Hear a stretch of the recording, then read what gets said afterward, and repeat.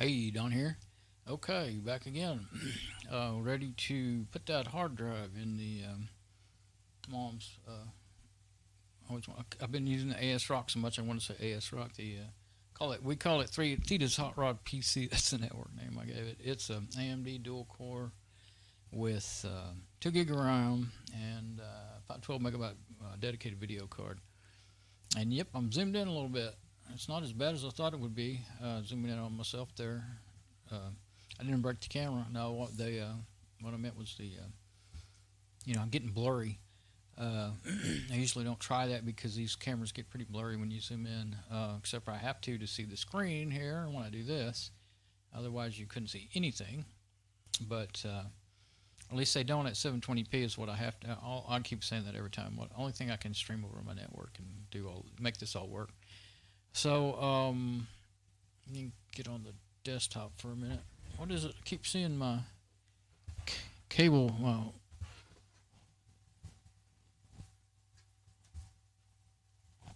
keep seeing my headphone cable moving around. I'm like, what am I kicking it or what?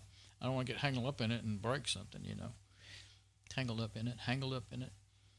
So let me get on the desktop. Make sure I didn't have Crusader running like I always do because it's been using up processing power lately. I don't know what's going on. It seems to only do it when I am making a video. Okay. Yeah, I'm making sure my backup video is working. Yesterday I had one that when I was copying my files over to OBS Studio in Crusader, and see there it is using up extra processing power. It usually only does that when you're working it real hard. I don't know why it's doing that. And it won't quit. And it seems to only do it though when and it doesn't matter. I thought, well, maybe it's because I need to get out of this folder because it's working hard trying to refresh it, but it doesn't matter if you're in that folder or not. If I'm recording a video, it does that. And I swear I've looked a lot of times and it didn't. And see, it'll climb on up. I caught it there at 17%. So I just been having to shut it down, and I use it all the time. I have to keep opening it back up. I just don't know what the heck happened. Might have been some sort of upgrade that caused that, update. Because I have this system on automatic updates, although it's not getting very many because it's Fedora 23. But anyway, I'm on desktop now. Okay, let's get back to. I'm going to get to cam 1. And I've already got it zoomed in because I'm going to move it over here to my desk. And it'll be aiming at the computer so that I can show myself putting in the hard drive and all that stuff. And then I'm going to go ahead and boot it up. First, once I get the new hard drive in it, take the old one out because I don't want to damage it, by doing all this installation and partitioning and everything. Make darn sure it can't be damaged because it won't be plugged in. And I'm going to boot it up to Party Magic, check out the hard drive, make sure this brand new hard drive checks out as good health and everything. And then I may just go ahead and, I guess I don't see any reason not to really go ahead and do my Fedora 27 install. It seemed to run good enough. I did my last video. I did a pretty long test. Seeing it can be stressed. I know it would be, but I mean it can slow down the machine if I open up very much. But I was able to watch all the YouTube videos I wanted without slowing it down real bad, and she won't do that. I don't know what she might run into on her shopping sites. That's all she really does is check email and shop, But we'll see, because then we wouldn't have to spend any money on upgrading the machine other than the hard drive we'd got, because she's out of space on the other one. So let me see. Okay, switch to other microphone so I can move around. Let's see now. Should be, yeah. Had the echo there for a minute. Okay, now we should be doing, wireless mic. So I can move this mic. I like the sound of the SM58 much better, but if I want to move around, I need this one. I happen to have everything. See, these cameras are, they're mobile phones, smartphones. So all I have to do is I keep them plugged in so that they won't run down. But I've got another cable right over here that I use to charge the wireless. That's just sitting here waiting to be plugged in. That I used to charge the phone 3 that I use as a wireless. Should have aimed it first. Uses a wireless mic, but let's move it, kind of center that shot a little bit. There we go. I think that'll be good enough. That's why I already zoomed it ahead of time, so I wouldn't have to spend a lot of time, because in order to zoom it, I have to do it, well, that's the best way to do it. I don't know if I have to, but I'll do it by doing it with the web browser remotely. That's a pretty cool feature of that IP webcam. Turn on a little light so I can see what I'm doing here. I already got the case loose. Let's see. Yeah, there we go. It's pretty easy to get off most of the time. In fact, it's so easy that you got to leave the screws in it, or else it'll just fall off on you if you bump it. I was going to unplug all that, but I think that's secure enough. I'll leave it. And that light, I gotta have light to see, but it also blinds me when if I look anywhere near it. So I'll try to set a little bit off to the side where you can see a little bit of what I'm doing. Yeah, I think that's okay. There's nothing real sharp there. Okay, so the red SATA goes up to the DVD drive. The yellow one, it's got a clip on it. I'll just reuse the same stuff because I'm not gonna have 2 hard drives in it. And let's see what I got here. The only one thing that may be a bit of a pain here is I probably have screws. Yes, I do. Okay, so I'm gonna have to go ahead and unplug this cover, get it out of the way. I'm gonna have to take the other cover off.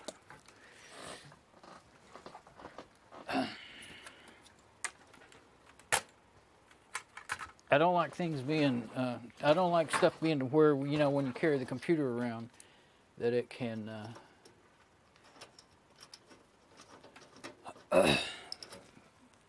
oops, that's not the best one. I'm used to my screwdrivers being magnetized, and that one's good for getting stuff loose, dadgummit.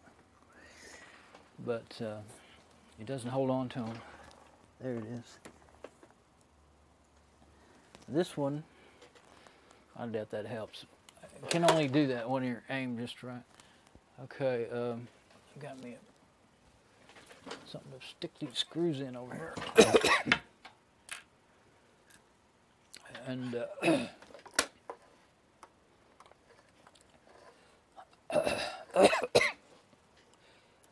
yeah, I'll have to take the other side cover off. You cannot get to those screws without it.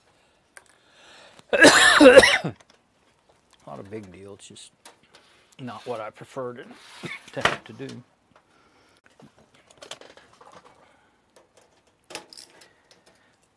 That was pretty loose. A lot of times those are tight and I can't break them loose with that long, skinny screwdriver. I love the little handle. It even has a spinning top end on it.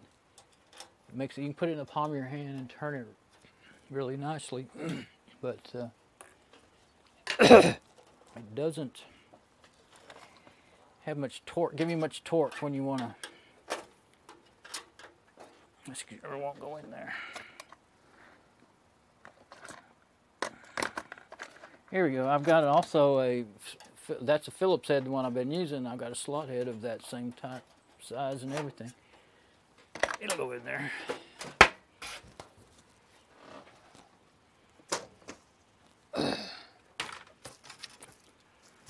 Okay, so I'm going fast and furious here. Let's make sure my stream is good.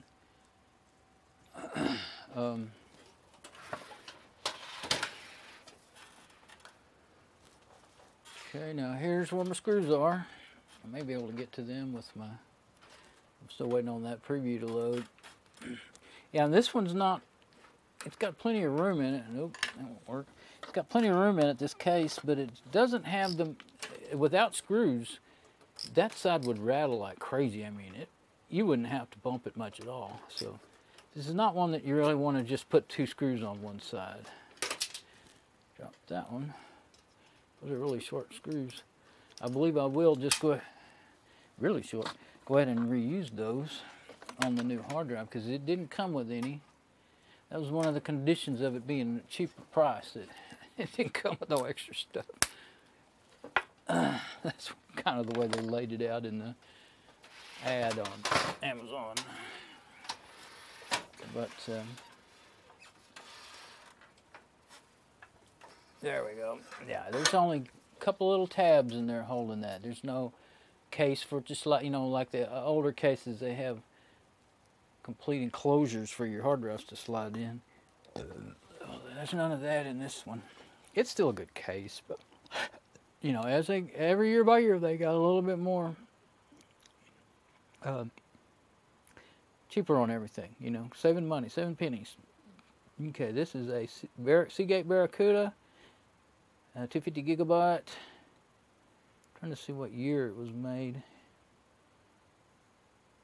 I don't really see it, but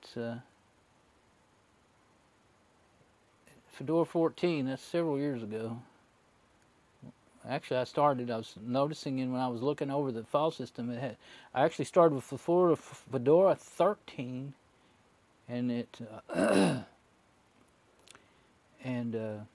14 came up, I remember now, 14 came up while I was, you know, setting everything up. And so I said, well, I might as well upgrade to 14. 13 was acting up. It had some bugs in it.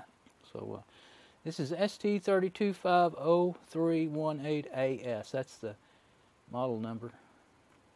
So I did not see it. Usually there's a year somewhere that I probably just don't see it. But nothing wrong with it.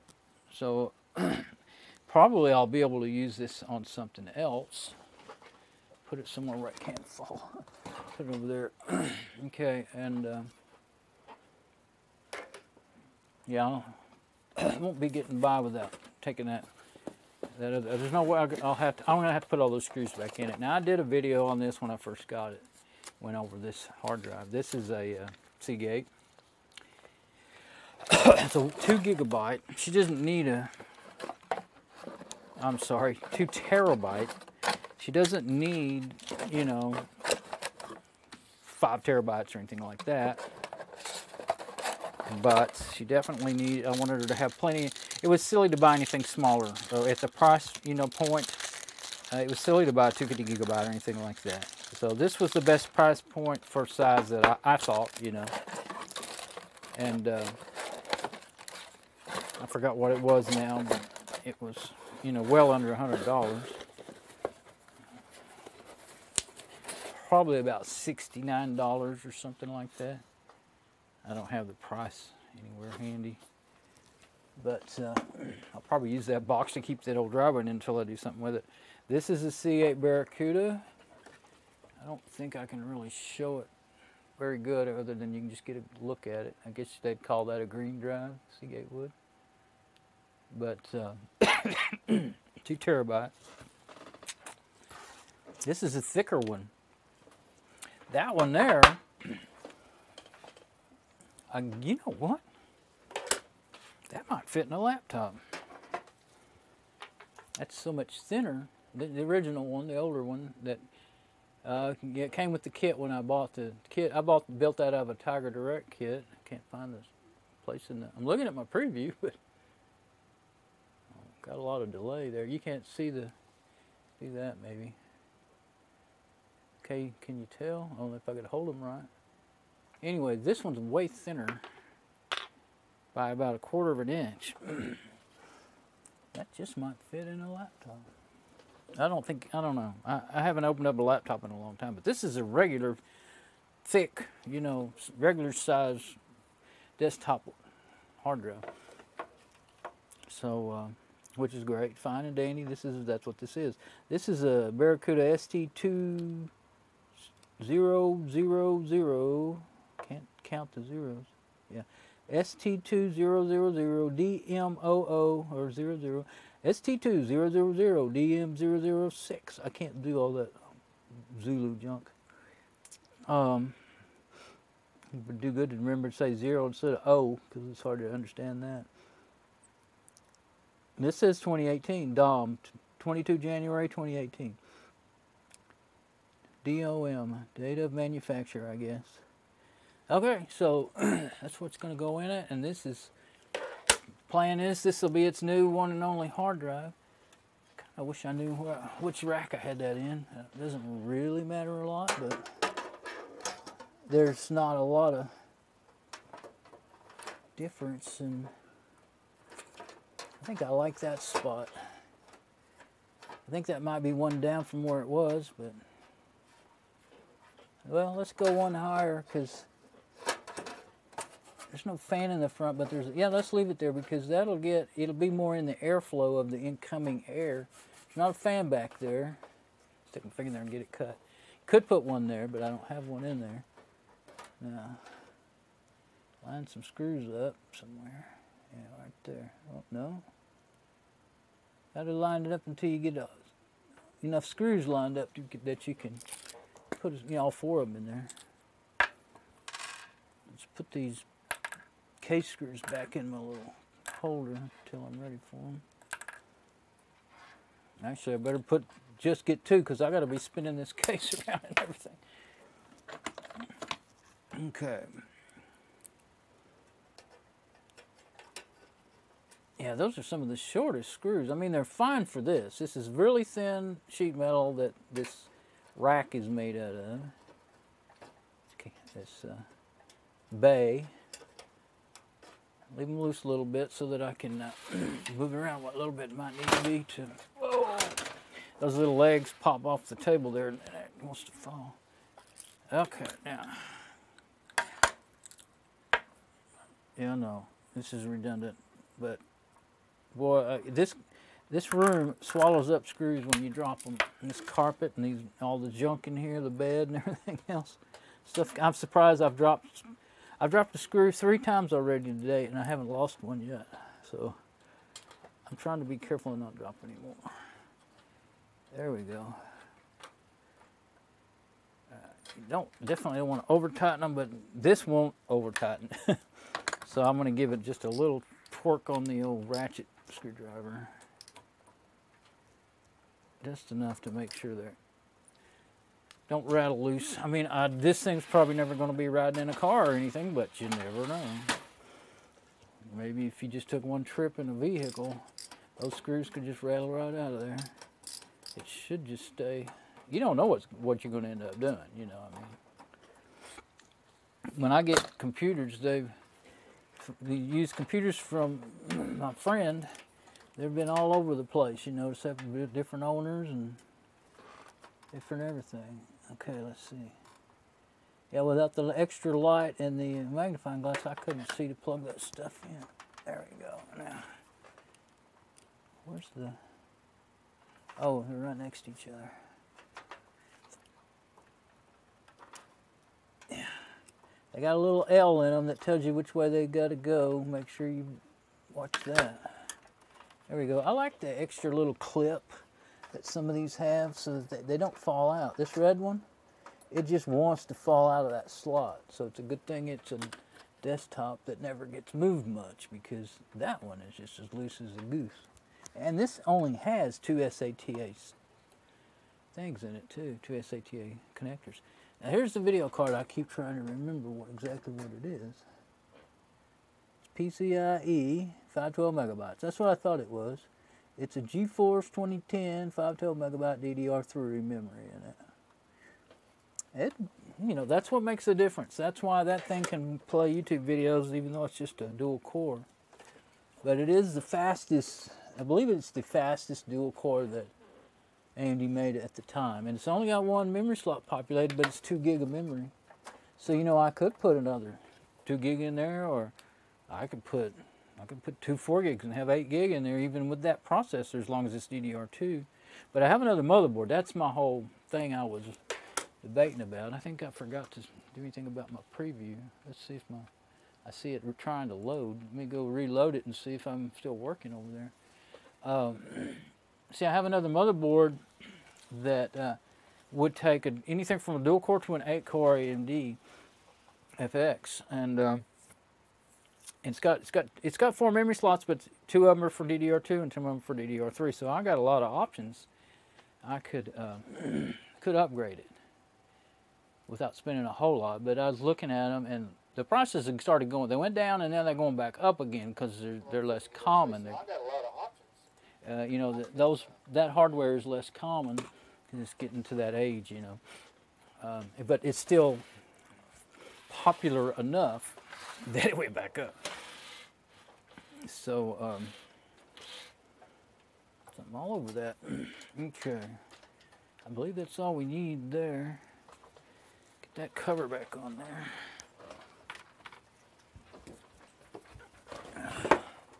Sometimes some of these covers are just so darn hard to get in place, you've got to lay them down. Let's see. No, it went just fine, no problem.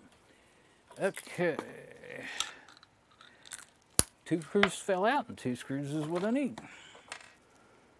All right. I might leave that door off. Well, I can't leave it off, but the fan won't work. Yeah. That went somewhere.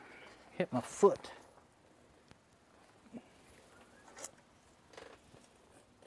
I don't like leaving them because then I'm liable to find them with my bare foot later. Or never remember to look for them again. There it is. Yeah, I don't like finding, I ran into my other camera stand. It's really a mic stand with a tripod set on top of it. Hopefully I didn't move it. I'll know when I go to do my shot. Okay. I was thinking that leaving the case off so I could investigate that noisy fan a little better. The other side off, but not really sure how I could. I think it's this one. It spins fine. I don't think it's that one. There's one more, the one in the door. So I'm debating between the one in the door. That one moves the slowest, but it seems that it's the magnets making it stop, because it gets to the end, it cogs. So I can't tell for sure which one is making noise. But yeah, so you got to plug this in for that to be. I mean, you could just leave it off. You can. I think I will. I can just leave it off altogether. I mean, the machine ain't going to get hot as long as it's open, and I'll have it turned around the other way, so I won't have to. It won't be so much loud in my ear. And if I still hear the same noise, I'll know it ain't that fan. That'll eliminate one of them right there. Okay, we'll leave it like that. And then later, I'll put it back as normal. Let's make sure I didn't loosen anything up, mess anything up. That memory is touching the CPU fins, the cooler fins. Just really not the best. This is a BioStar motherboard. I don't think they make them anymore, and I'm glad, because, well, I thought this one had gone out, and I wrote the company about getting a replacement, and they said, oh, your warranty's already out. Well, I still had like 6 months left. And they said, oh, well, the warranty's not the day you buy it, it's the day it's manufactured. Now, there's nothing in my whole life I've ever seen where they tried to pull that kind of crap. Chinese company. So, luckily, turned out it was a switch on this case. And I didn't end up needing it, but I did buy that other motherboard, and I put it in, and the same thing happened. That's how I figured that out. Sometimes you don't figure it out. And I had tested the heck out of everything, but I hadn't caught it. It was an intermittent problem with that switch, and it would hang on. Those are temporary switches, that they just connect for a millisecond or whatever, and well, they connect as long as you hold them in when they work normally. Just connect for a little while there, and then you let go of it when you hear it starting up by reflex, and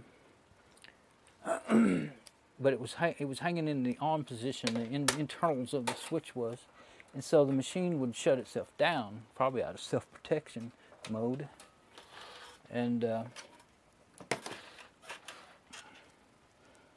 so I like to never figured that out. I finally figured it out, and didn't need another motherboard. And then later on, I got another broken machine and used it for that. But then now the power supply is basically just dying on that one. So that AS Rock that I wasted so much time. I didn't just waste time on this setup here for Mom. I was going to use it for her temporary machine, but I had Windows 7 on it I had Linux, Windows 7, I did all different configurations. I just thought it couldn't handle the operating system. I just was not giving up easy enough. I knew that the caps are swelled in that power supply, but I didn't want to give up on it. Okay, I think I'll leave that camera just where it is. And I got it all plugged up and turned around. Put my USB stick in there. Doesn't really matter if I put it in the front or the back. I guess put it in the back because I can get to where I can see it.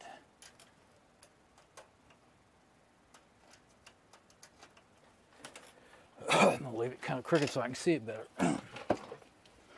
And well, no, didn't mean. Yeah, I'll leave it. It's not gonna be right at me. I don't want the fans blowing at me, making noise, and blowing dust my way either. If there's any that it catches, but we'll see. Okay, now go ahead and let me go ahead and switch to the other camera. Switch to the other. It should be showing my monitor. I did run into that. Oh, I moved it all over the place. So, yeah, let me get up there and fix it. All my zooming and everything won't be messed up, but my camera's all out of. I don't know. Let's turn it. Oh, it's pretty well behind, isn't it? There we go. I think that's all I need to do. I think the actual legs got moved. So let's see.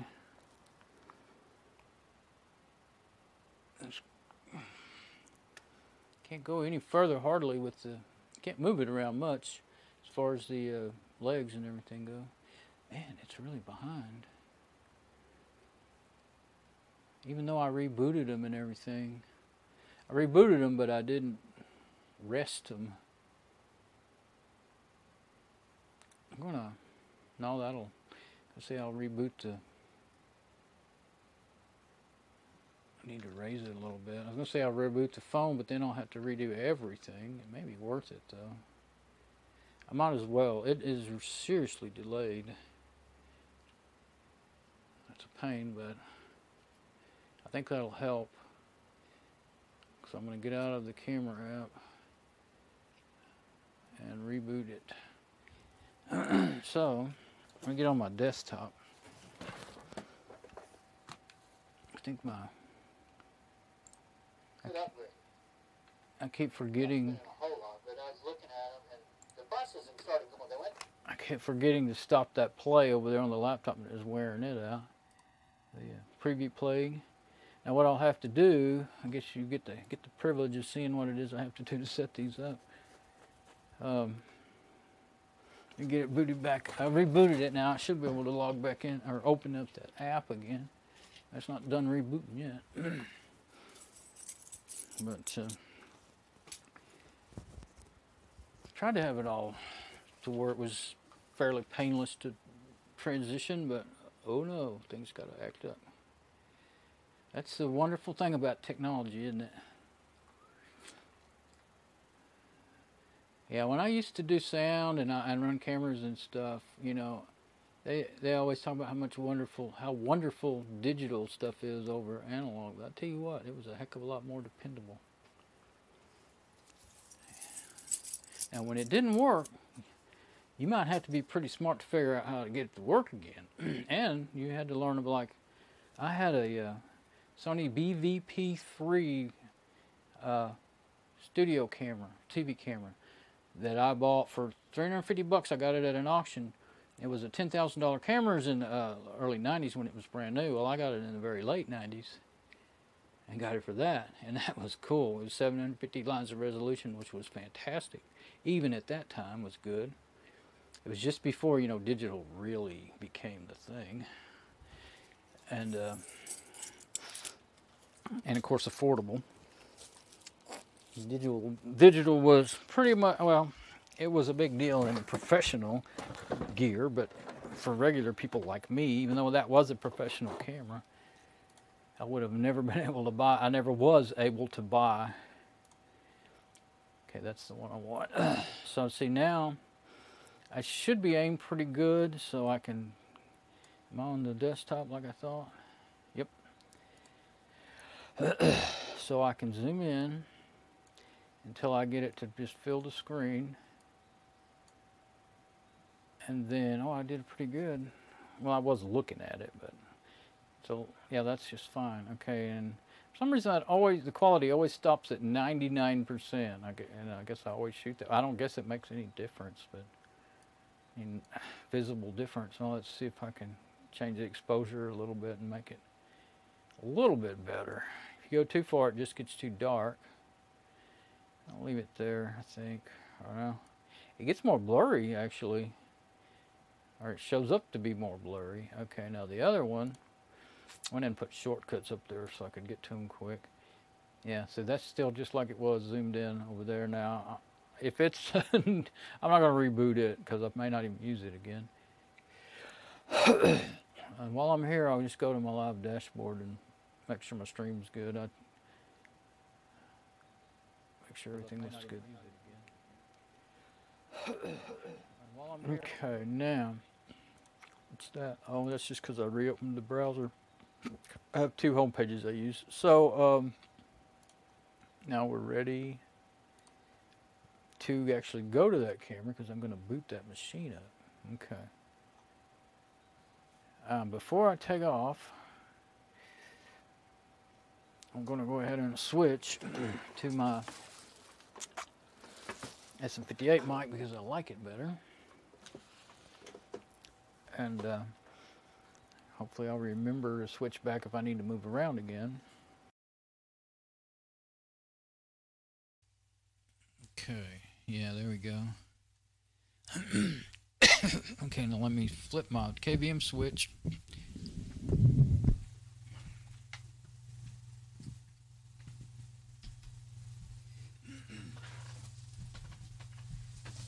And you see, the one good thing about my SM58 is I can move my head away from it because that lapel's hanging on my shirt right under my chin, and I can't, no matter where I turn my head, that's still just as loud when I cough or make any other odd noises. I do still have my laptop over there with a preview, so I think I'll get it up before I hit that start button on that machine.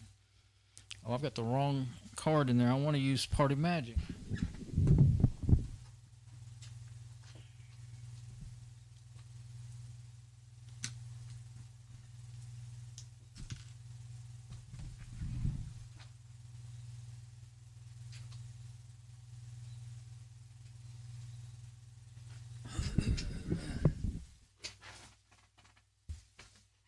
Okay, now I've got my SD card on the USB adapter in there. I've got that laptop setting out of my way, but now I can't really read the screen very good to get my preview up.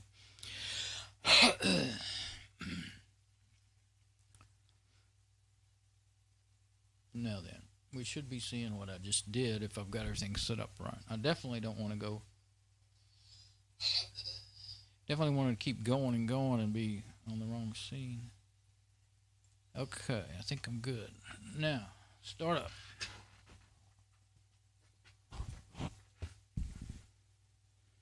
Well, it's quiet right now, so maybe it was the door fan that was making noise. We'll see. I guess it was a good idea there. Checking it out that way. And let's see if it goes to the SD card or if I have to get in the BIOS. I think it's going to. I think I saw something familiar. Yep, easy to boot. So, while that's loading, I'll just sit there and reload my preview and make sure everything still looks good.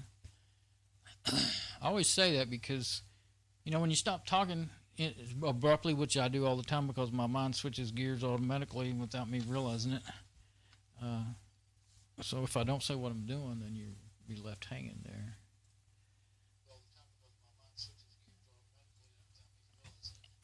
Okay, so when I do realize it, I'll say what I'm doing.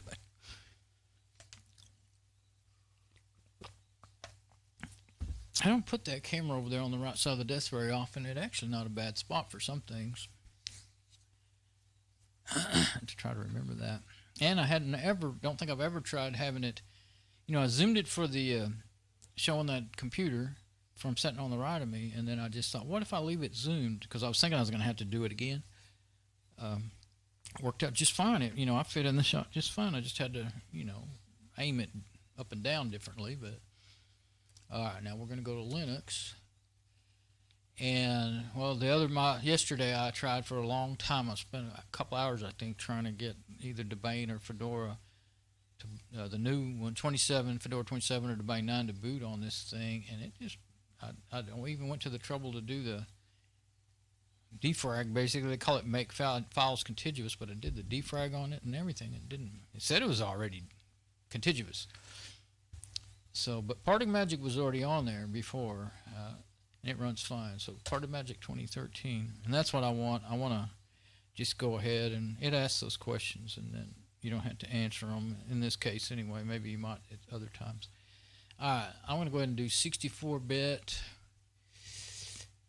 and yeah, I'll go ahead and let it just. Well, let's see if it does. Yesterday I did it default setting 64-bit. That runs from RAM, and if you, yeah, it runs better that way. It only needs 312 megabyte of RAM, so yeah, I think it runs better that way. So, or if you don't have enough RAM, or for whatever reason your system's a little slower, or just for one reason I used to go ahead and not do it just in RAM because it took so long to boot up. But the newer version here, it boots up faster than the older versions, especially on the new faster machines. But yeah, this will work. This version right here would work on fairly old machine, But actually, if you go back to like 586s, you need to use the older version. It won't. I don't think this will run on a 586.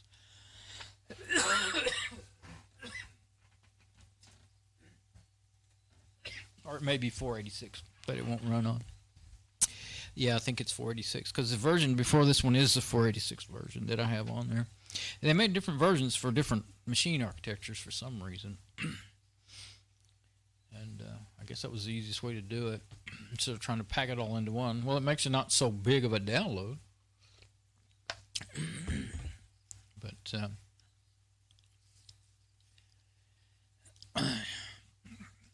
it's hot today. It's 79. I've got my fan running and my window wide open. 79.2 in this room. I got a little thermometer sitting here, and I bet it's not anywhere near that hot outside. It's just not. I guess it's humid because it's, well, the next couple of days we're supposed to have like 40 or 50% chance of rain, so it's humid. And yeah, it's 64.2 outside, but I'm just not getting that cool in here. It makes a huge difference running this machine, this AMD that I'm running right now, along with my laptop and my server and my Lenovo i5 that I'm streaming on. That adds up. But that thing puts out a lot of heat. That's the one downside to it. There's Party Magic. See, that's not too bad. That's the fastest Party Magic boot that I get, that I've gotten. Okay, so I'm always talking about disk cloning. There's they call it just says disk cloning right there, but that's Clonezilla, I believe. But that's not what I want. I want disk health. Okay, there's the new drive. Storage device that I'm booted from. Let's go see. It should be perfect. It better be. ST200DMO6. I don't remember what the number was, but I know it can't be the other one because there's only one in there. Smart supported, yes. Smart enabled, yes. Passed overall health test. 2 terabyte, so they didn't lie about the size. That's one thing you got to watch out these days. 512 bytes. 512 bytes logical, 4096 bytes physical. I played around with, not with this app, one called Test Disk, where you can change some of those parameters. I actually was able to fix the drive before that got messed up somehow, an older drive with that, but I also broke one or two fooling with it. Got them to where they can't even be recognized anymore, even by Test Disk. So, all the attributes, let's see.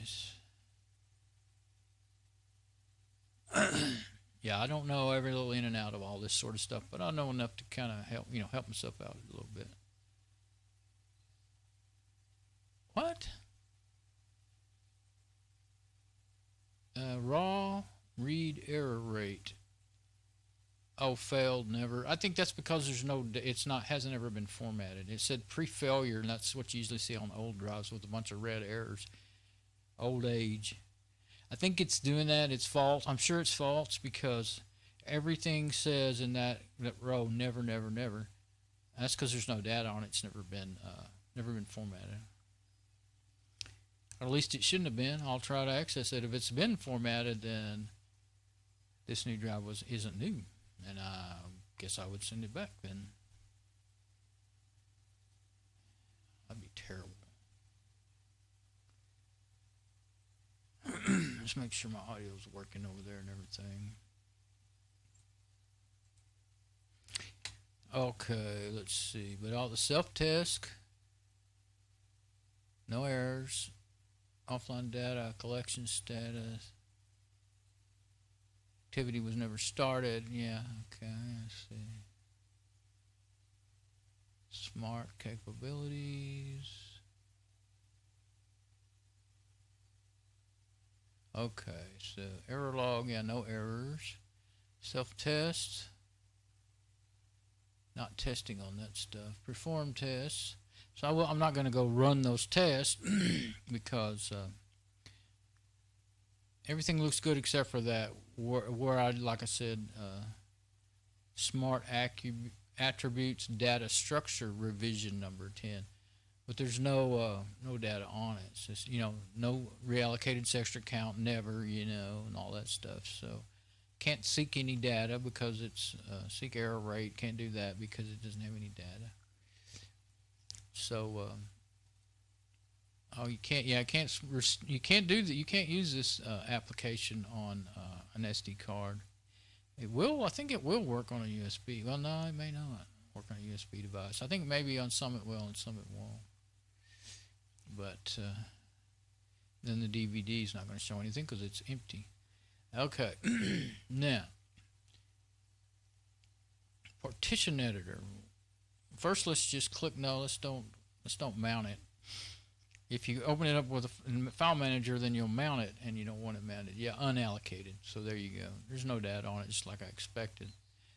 If it was full of data, and then I would think this thing is actually used, because I'd say, okay, I was wrong about it not having anything on it, but no, it don't have anything on it.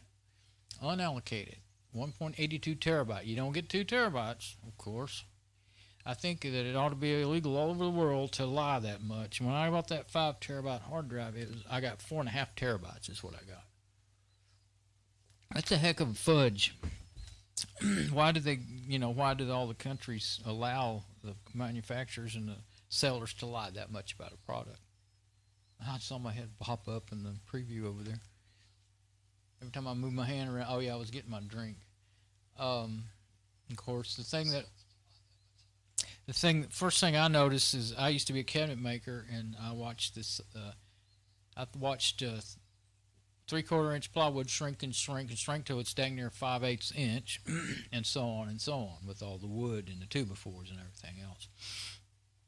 And it's kind of crazy because if you go by 3/4 inch cabinet grade plywood, it's actually way bigger than 3/4 inch. I forget the exact size it is, but if you buy any regular old plywood up at Home Depots or Lowe's, you get 3/4 inch. You'd be lucky to get, 5/8 and a 1/16. I can't remember the right sizes anymore. But so this is my SD card, and on here you can look at its health. I think you can look and see if it has any errors. I started to say I'm tempted to do that check, but I'm running off of it. Well, actually, I'm not. I'm in memory, but it's probably mounted. But, I think I just need to read up on why it's not booting to those other images, but that's not what the game we're here to play today. Now, this is Parted Magic. I really like it, but they stopped being open source and free several years ago. In 2013, this is the version I'm using right here. It still works fine, except for, the apps are a little old. So I don't want to use it to format this hard drive because Gparted, what I'm going to use right here, is on Fedora 27. It comes with it. So that's the newest version, and it'll support, every file system that any no bugs, any bugs that might have been in this version will be worked out, but mostly just the file system types. Really, it'll work with LVMs, I think, but I'm not going to do an LVM. I'm just going to see what I want to do. I have to decide how I want to do this. I don't know how. Oh, yeah. Okay, so I can just take my calculator and divide. I'll figure out what's half of 250 gigabytes, and then go from there. I didn't pay attention to what's the exact partition sizes on the drive that's laying on the bed now, but that's okay.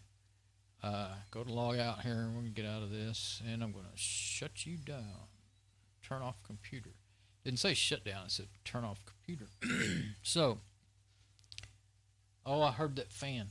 It started making that noise. Just started doing it and getting my attention there.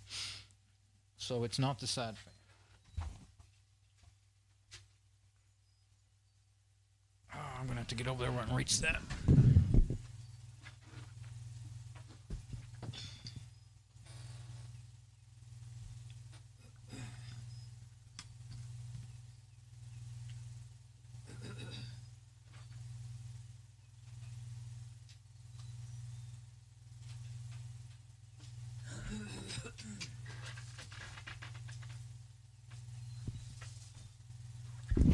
Okay, now we'll boot up Fedora 27.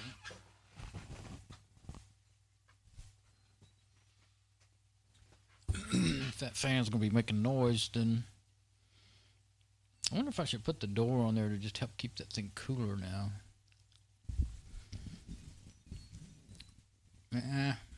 If I'm going to, I better shut it down and do it. I think I will. Oh, you get a whole minute to decide what you want to do. I'm going to do that. Because I heard that fan. That's what I needed to know. So I'm going to put that door on there.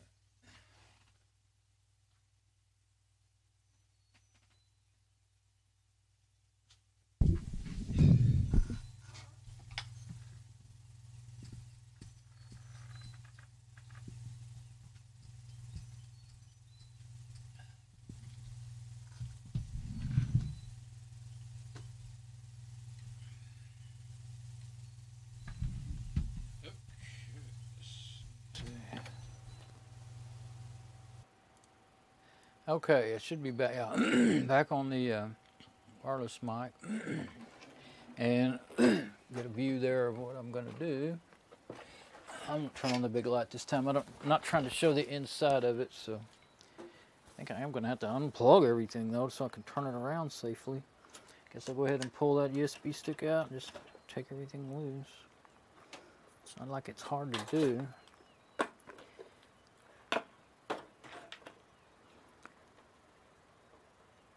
Because I got to turn it all the way around to really get to this and do this.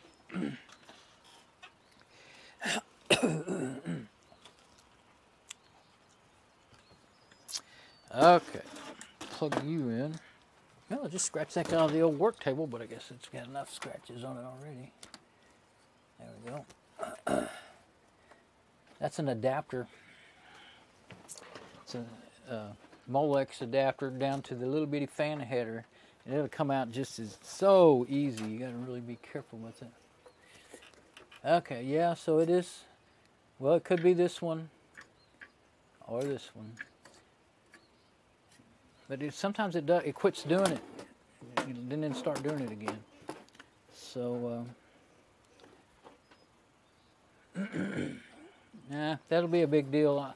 I'll probably try cleaning them with some electrical cleaner. Might even take them apart if I have to, but I'm not going to do that now. It's not, other than bugging me, it's not detrimental to anything, having it making that little bit of noise. And like I said, I always put screws in this door. Most of them, they're tight enough. My machines, I can just leave the screws out of that side. This one's not. It'll fall right off, and then it's got that cable going to the fan, so that's not a good thing.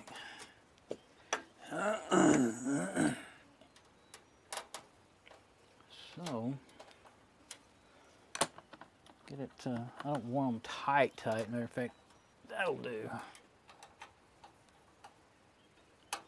There we go.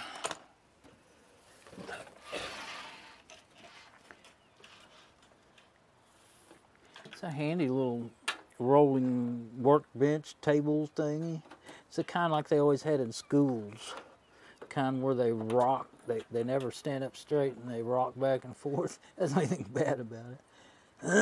And I put new Pt49 nuts and bolts on it and tried to make it better, and it's better for a while and then it loosens up again. Even though I have lock nuts, you know, I put 2 nuts on each spot. It's not plugged in. I'll make sure these aren't bent. They get bent in this VGA cable because it gets used on so many different things. Don't ever want to force those things, because if it doesn't want to go, you're either misaligned or you got something bent. Oh, I got a bent. I do have a bent. Have a bent pin. Don't know how I did it or when I did it, but I must have did it taking it out this time.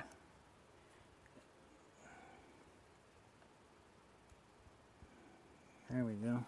There's one that's broke, but it doesn't affect the doesn't seem to affect the video in any way, the colors or the performance or anything. I thought that recently, I've thought it over and over, and I keep forgetting. I thought that it was making the laptops to where they wouldn't do their full resolution, you know, over the VGA. But I plugged in a different one into the laptop just the other day, a week or two ago, and it still wouldn't do it. So I think it's just that video chip just doesn't support that resolution, you know, that high of a resolution.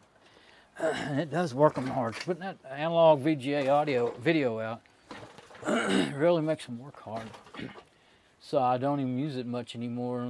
See, I'm not using it on this one. Well, that's the same cable I would be using on it anyway. I can't, because I'm using it on that machine. But anyway, I've got to where I just use the wireless.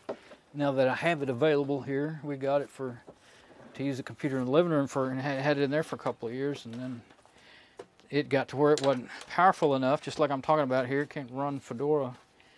Couldn't run a new enough version of Fedora. Well,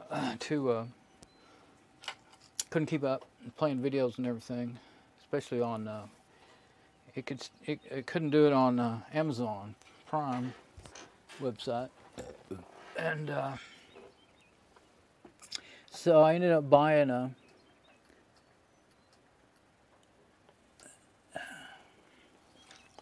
DVD player, as they say, smart DVD player, and it's been working fine, but it probably won't be long till it won't be able to handle it at all either. It runs Kodi, the open source media player, which used to be XBMC, and I had XBMC on that machine, as well as just use the web browser. Oops, I don't know what I just...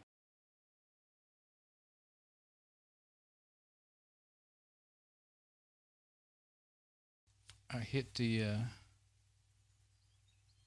guess I ran into my camera again. I've got it in the wrong place, don't I? Okay, let me go straighten it up. Let's see, I'll go back to the wireless mic again until I get it done. I hit it with when I move my chair around. Wherever I've got it tonight, it's not the same as I had it before. It had turned it way on over there.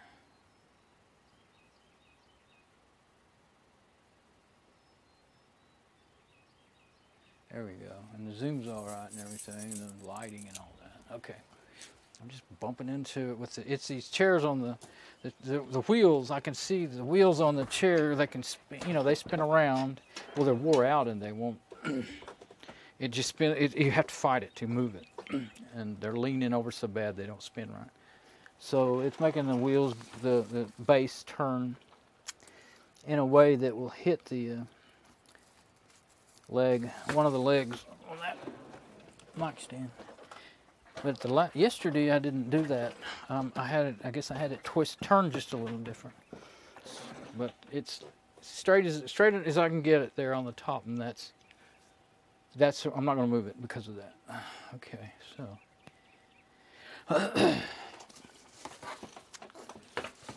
Well, that was interesting. Okay, no. I got to go. Okay, I'm on that. So now I can switch back to the first machine. First, I got to get back on my SM58.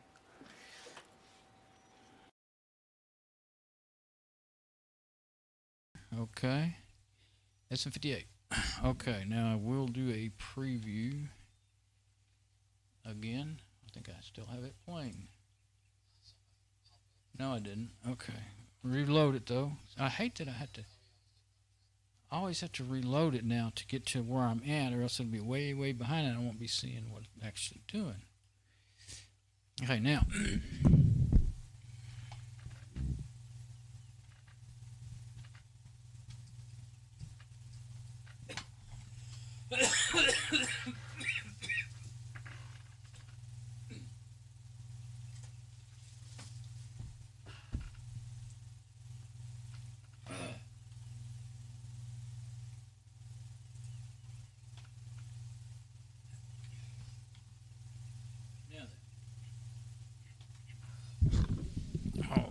Talking without the mic.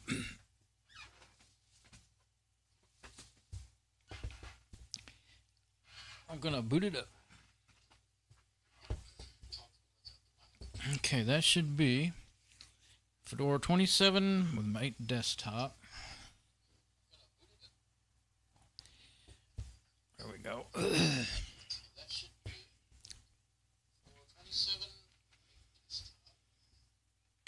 Now that's way behind me, so I got to stop that preview over there.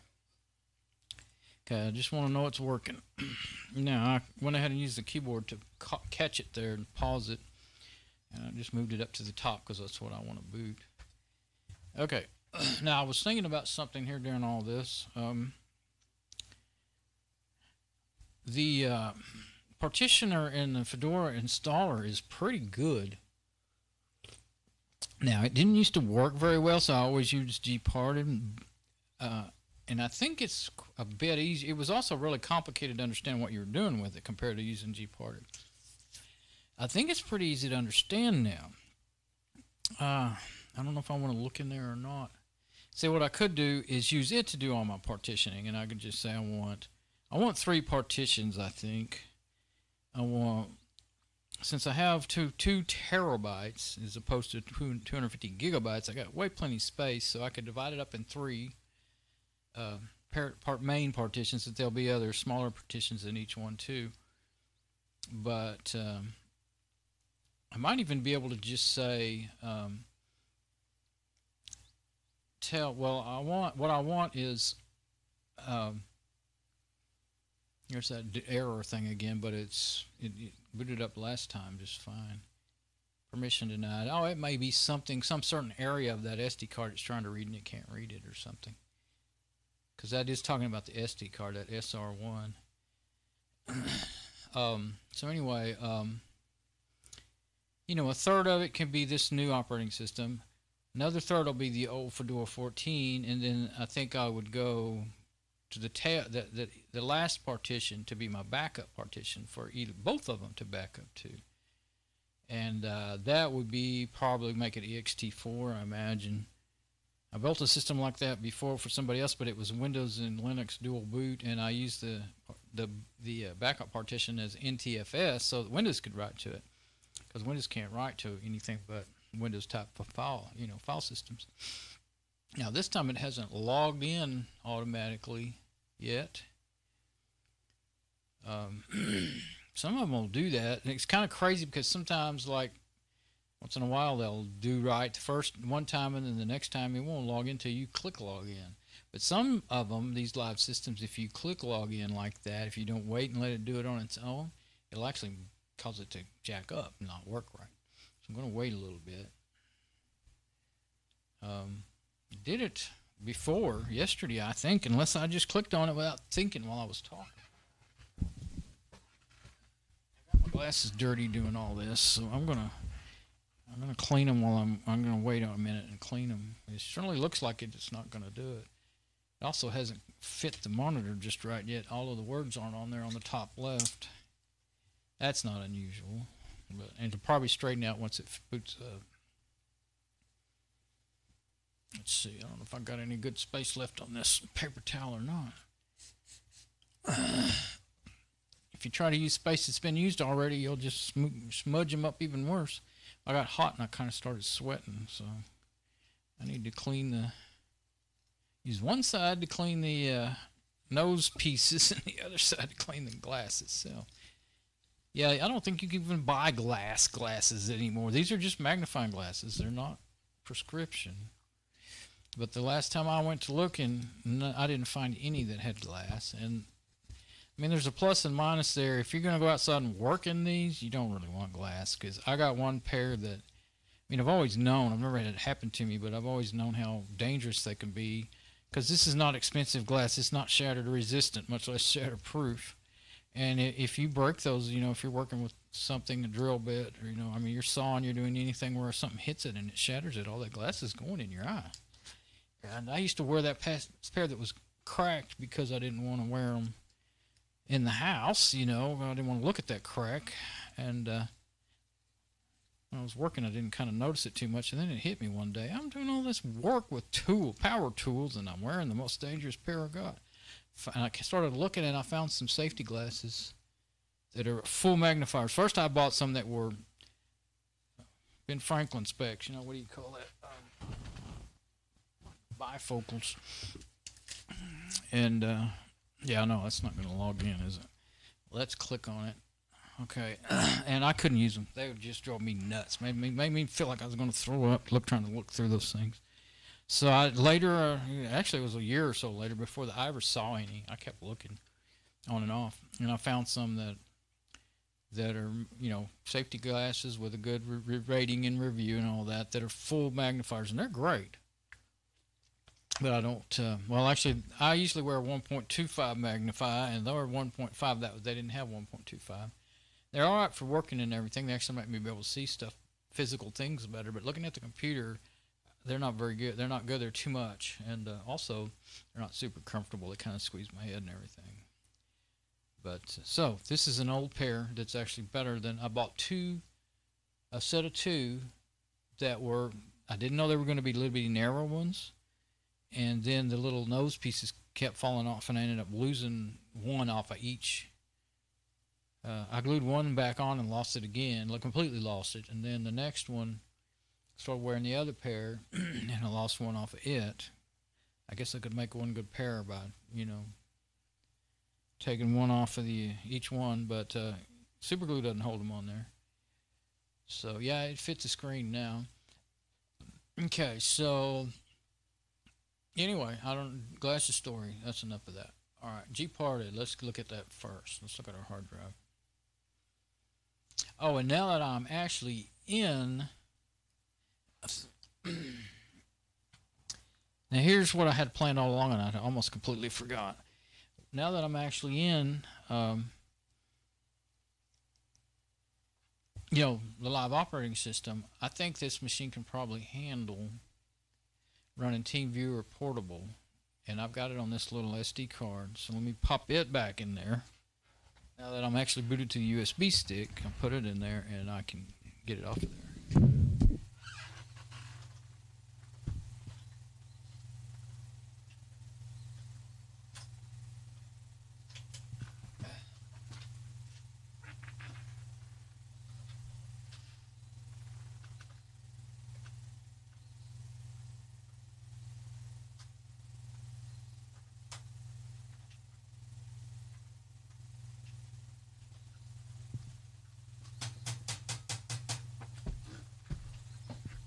Boy, those fans are just roaring now. Banged on them, but didn't change anything. Okay, but yeah, I see it mounted up there. So I think I'll close G-parted right now until I'm ready to go back. So I don't have my favorite file manager, but I can get by with this one.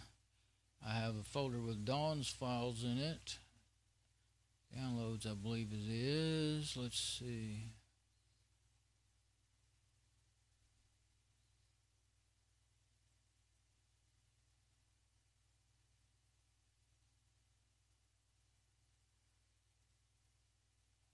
Oh, okay, they're not in a folder. I was looking in all the folders.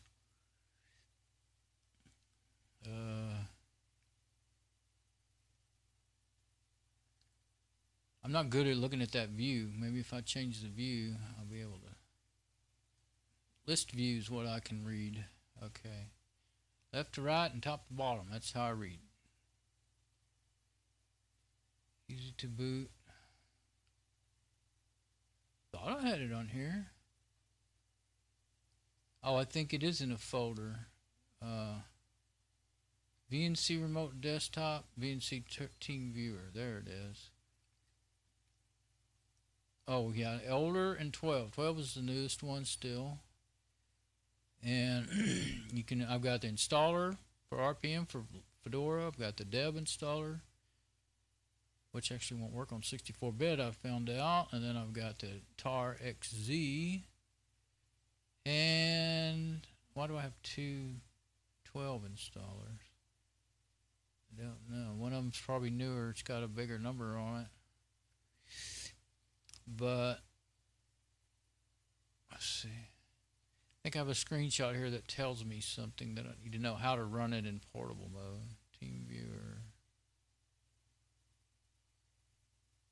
No. Yeah, here's one. Run Team Viewer without installation. The tar GZ package can be run without installation and doesn't even need root permissions. After downloading the tar GZ package, you need to extract it to the directory you want to run it from. Simply click on Team Viewer to start the Team Viewer instance. Okay.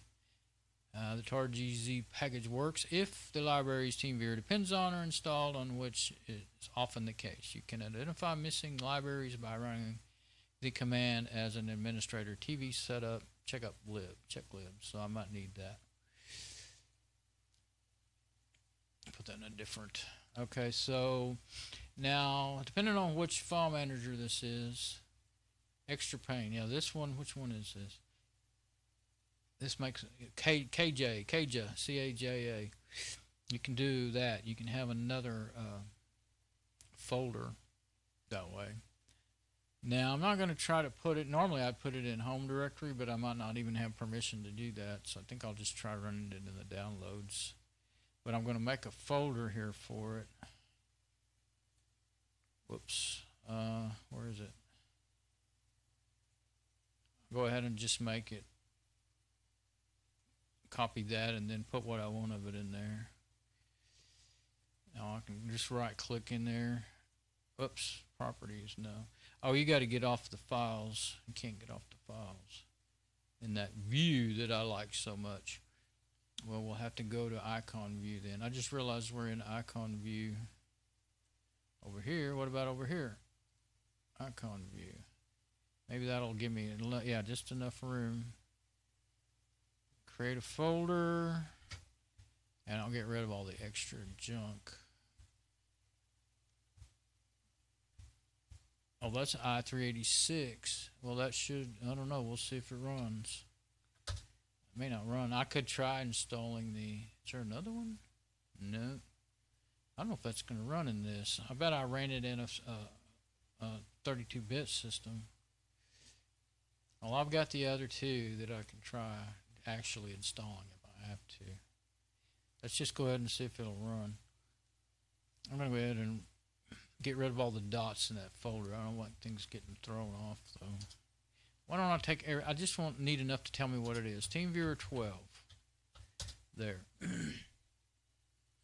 I don't need, this is just my own personal folder there. Now, I want it back to list view. I'm going to put both of them on list view now. See what I'm doing now. Yeah, now I can make sure what's what. Now all I got to do is say extract here, extract to, and then you go to the other panel. No, I'm going to have to tell it to go there.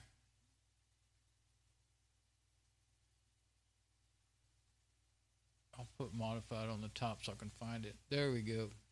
Yeah, some of them, a lot of them will say extract to other panel. Oh, it made a folder, and so I wasn't sure if it would make a folder or just extract the files. So I'll go ahead and move that back out of that new folder I made once it's done. But that doesn't install as much stuff on your. It's not installing anything. It's just extracting this program, so you don't use up as much of your memory. And that's one of my concerns in trying to run this in a live system. I have done it. Whoops, it's not working.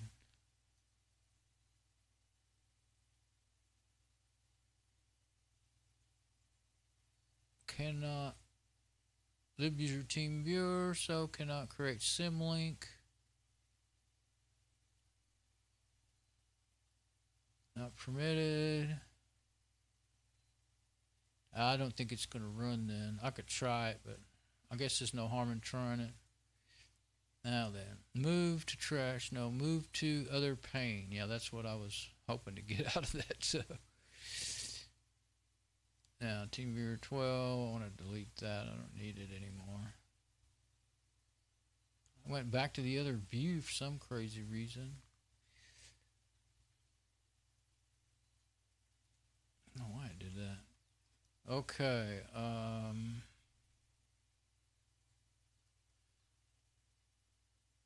I didn't delete the wrong thing there. Oh, I didn't mean to.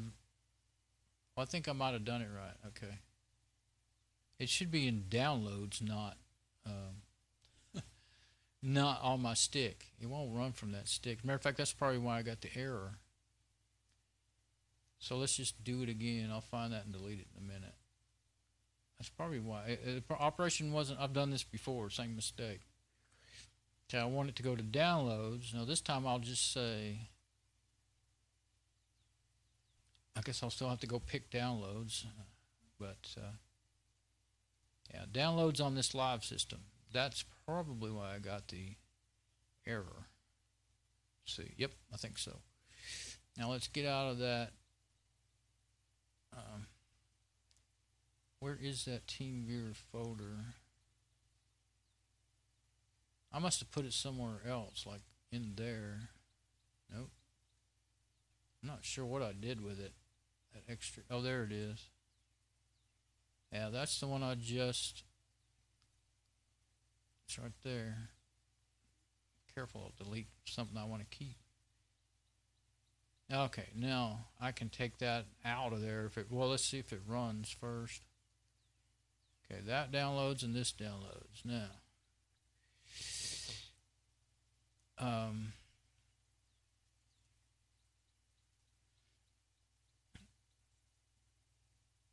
now, what did it say to run?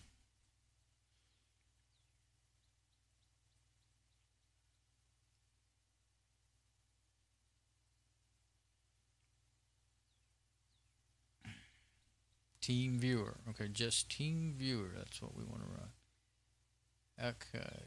TeamViewer, yeah. Not TeamViewer setup, TV setup.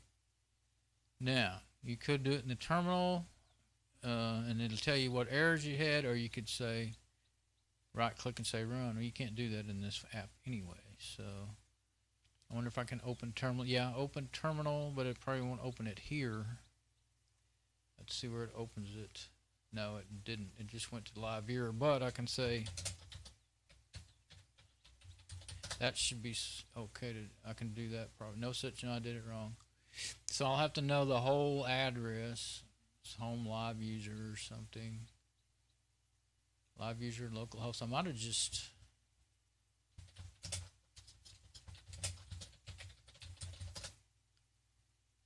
No. See, this is why I like to be able to do open terminal here. I don't think this one will do it without putting an add-on in. What did I do? I think it crashed. It did. Yep.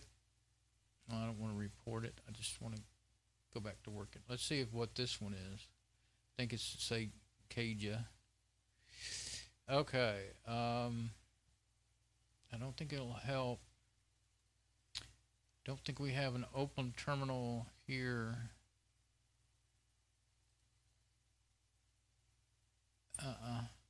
Okay, so live user downloads. Oh, that. Well, let's try opening terminal again. Let's see what's that. Is that? No. Okay. Right click, open terminal. We'll try it one more time. See if we can type all that out. We, as in me.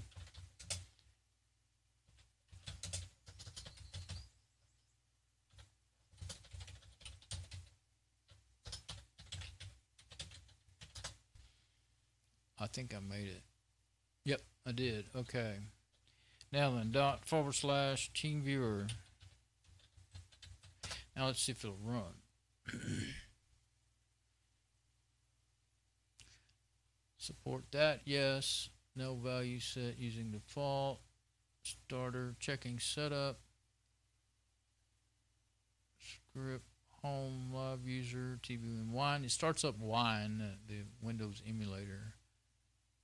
But it's all with it when it works. Let's see. Then Wine. Oh, there's no Wine in there at all. Why isn't there? It's supposed to be packaged with it, I thought. I don't think it's going to run. I mean, it's kind of slow to start up, but I do not think it's going to run. I'm getting hungry now. It's like 30 in the morning now, too. Oh,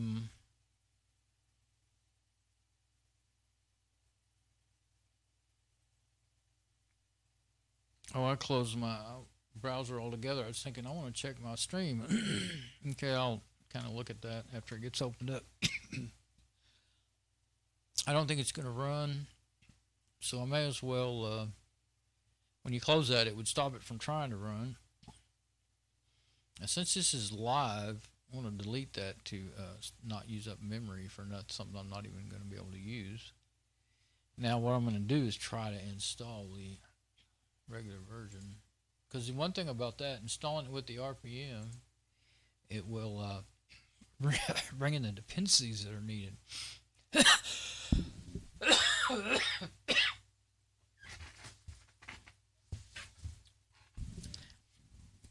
Because I wanted to be able to do this in order to make a nice desktop. So I can log into it from remote desktop, and you can see everything I'm doing during the install. So it's, you know, a bit of trouble, but okay, so I'm still streaming good. That's why I'm going to all this trouble.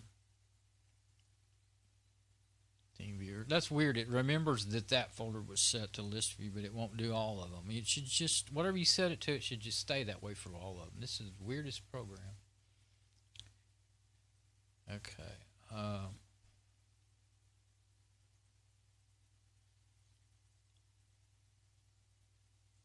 There it is. Yeah, see, when you go into a new folder, it won't stick with that. And I think somewhere in there you should be able to tell it to always do list view or whatever, but okay. Now, okay, i686. Let's see which one's newer. That one's actually the newer one, 2016. Where's the other one? That's an RPM. That's 2017. Why is it? Oh, I've got it the opposite of what I thought I had it. Okay. Yeah.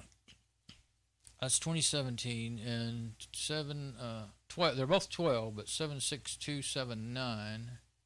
Let's get them together so I can see them better.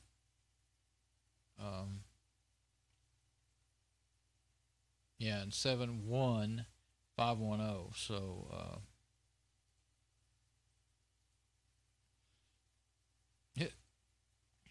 okay, so what I want to do then is say open with not Archive Manager, but with DNF Package Installer. Let's see if I can do that.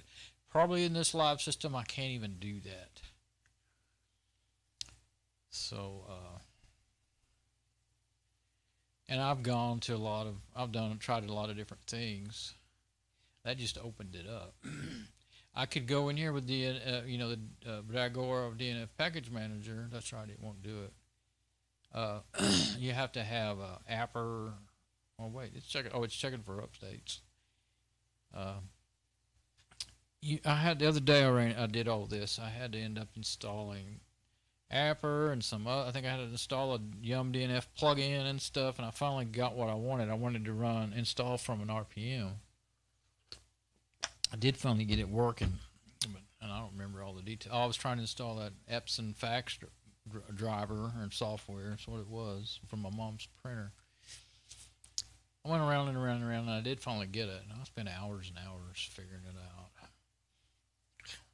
Because it didn't dawn, I forgot at first, and I just kept trying it. And I was doing it on, I was doing it on that AS Rock, and I had all the same software pretty much on it that I do on mine, and I kept trying all the 3 different package managers and all this stuff.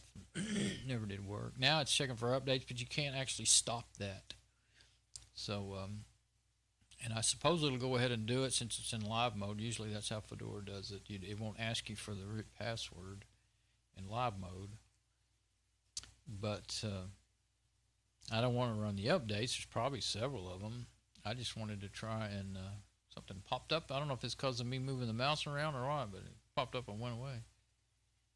But yeah, if you right click and say open with other application is the only other choice. And since there's nothing else in there, that means I don't have anything else that would do it, like Apper, which is what I think I finally got it to work with Apper and another Yum. Oh, there's an error. That's what that was. It came up and went away.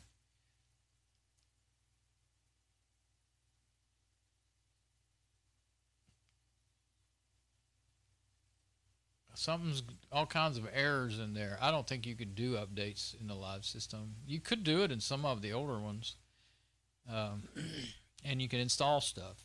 Now, you probably can't do anything in this one. I don't think you'd be able to install anything or anything. So I don't guess I can run TeamViewer, and I was thinking, well, I could probably install a VNC server. I can't do that either. So that's a bummer, but oh well. Wait, I was trying to check my stream again. Let's see. I don't want any of this stuff now, so I think I'll definitely want to take this drive out of here. I'm wondering if I may need to reboot to get the memory all back to empty. I think I will. Yeah. What's the other VNC software that's in here? So what do I have? I've got Tiger VNC. That's Windows. Tide VNC. And there's Tiger VNC. Well, there's a tar GZ of Tiger VNC. I wonder if it would run. That's probably a Windows, though. It's probably not. It could be. I clicked on that because it's an HTML file. That means it's probably got some instructions and everything. That's why I would save all those. Let's see if it's got some information that would help me tell me if I could actually try and run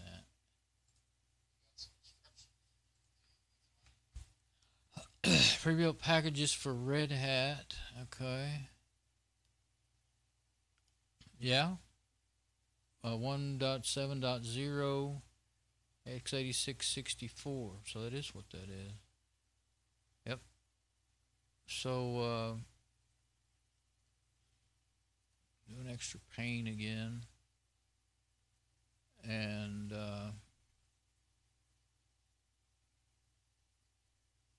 what I'm wondering is, can I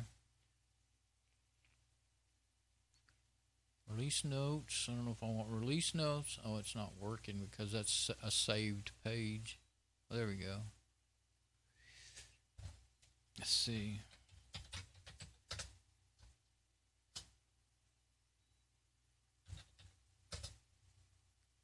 Can run a graphical applications on a remote machine. Yeah, I know that.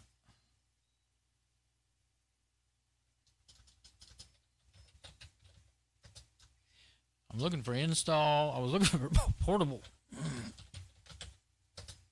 The word portable's not on there.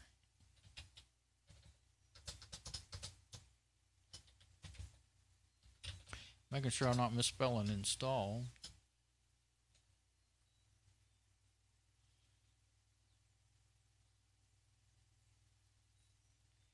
Look through this right quick.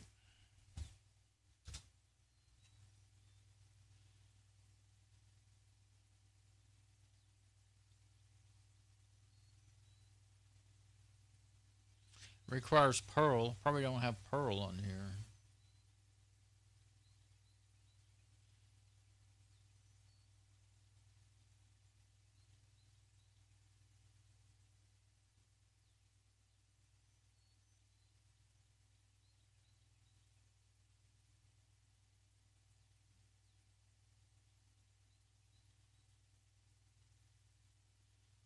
I think it might be too hard to do, even if it would work.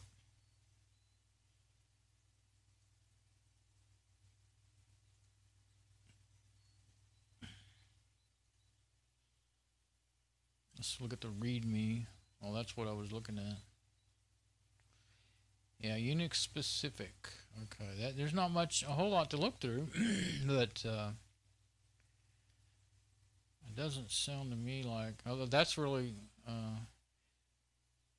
use the VNC server script to start XVNC.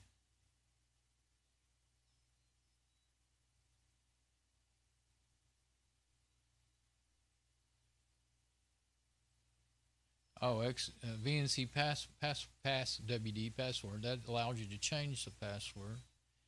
Config.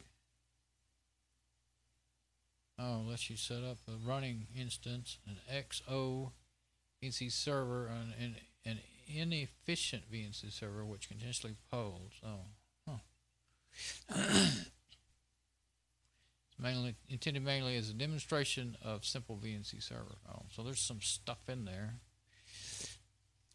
Not all of it's stuff you actually want. Okay, I don't need that picture anymore. Now, did I close that? No, I didn't close it. I just have two things open in the same window. Okay. Now, this one I want to be in. I'm going to go to the home directory this time. That might make it run better. I think I may go ahead and try unzipping it, but since this is a live system, it wouldn't hurt a thing if I didn't get my 64, right? Okay. Yeah. And extract to. It doesn't do that. I keep forgetting that. I want to go to home. Now I hope it's going to extract with a folder. Yeah, it did. Okay. It sure was fast. User. Bin. Boy, it opened up some weird, it put some strange stuff in there. Oh, here we go. VNC server, viewer. Okay, I think that's where we're going to be doing all that. Whoops. User, bin, lib. Oh, let's just see if it'll run.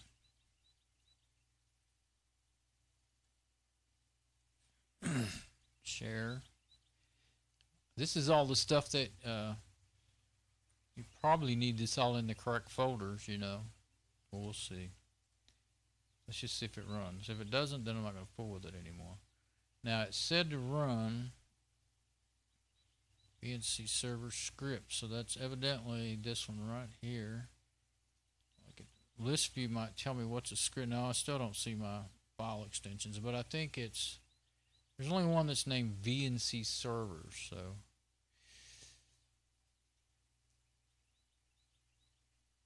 there's not an option to just run it, so I'm going to have to do it in the terminal. I'll never type all that out. Dang it. Do we have any other file managers on here? Thunar has open terminal here. KJ doesn't. Yeah, trying to do all this fun stuff in the live system is a little bit harder for me. Actually, a whole lot harder. You got to go click on the other one if you want. I was trying to change the left side to the same. There. So if you say open terminal, then you get into live user at least now then. But you still have to type live user. Let's see. Oh, I'm already in live user. So if I'm already in live user, I think I just want to go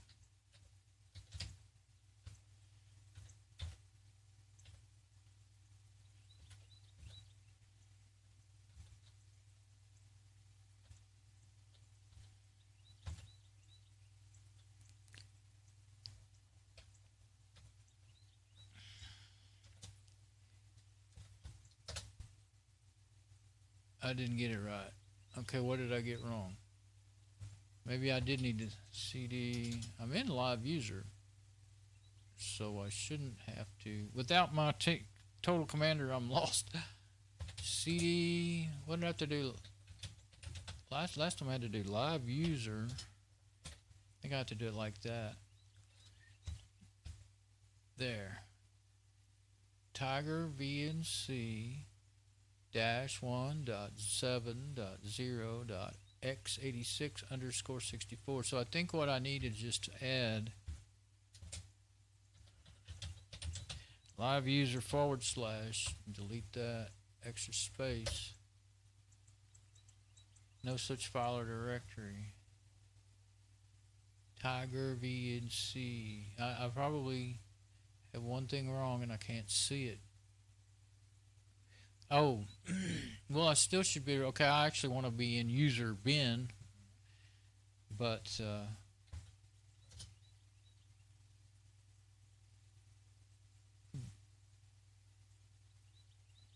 I'm in live user.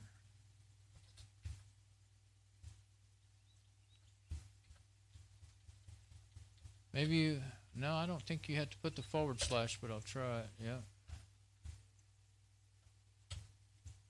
Tiger VNC 1.7.0 x86-64.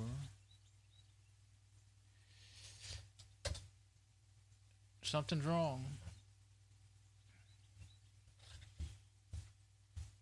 I don't think you can just type that directory in there. .10 CD. I have it typed wrong evidently. TIGER BNC -1.7.0x. There's a dot. No, .0x86. I don't have a dot in there. I may have a comma in there instead of a.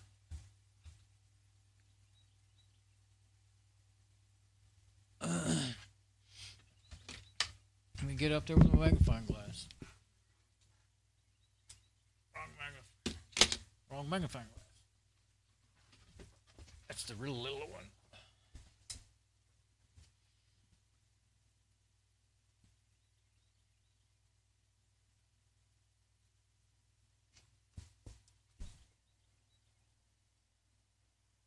I can't find a mistake. That's why I don't like to mess around in the command line. Can't see good enough to do it. Or type accurate enough. That and I can't always remember how to do things. Okay. CD.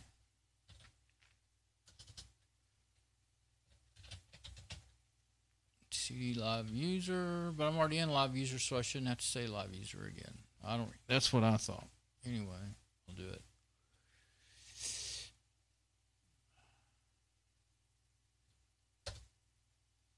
That's why I like all my little shortcuts and things. I don't think there's a way to do that. Let's see.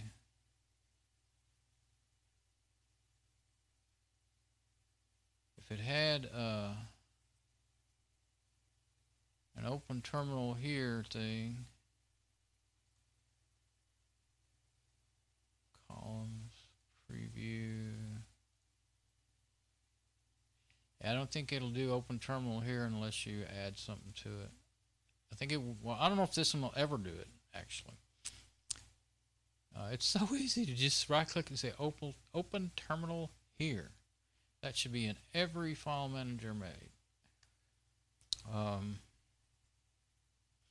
know it's just me. I mean, I'm doing something wrong, but I can't see to tell what it is. Okay, let's change the, I can make the fonts bigger and all that stuff. Look and feel, appearance. I thought about doing that to start with anyway, just because I don't like that. View, traditional OK will look the way I like it, and it already made the text a little bigger. Now let's just make it even a little bit bigger. Oops, let's see. Can you do like minimum font size on everything? No, you got to do them all, I guess. Okay, we want to go 11. Let's see what that looks like. I think I don't want to go any bigger than 11.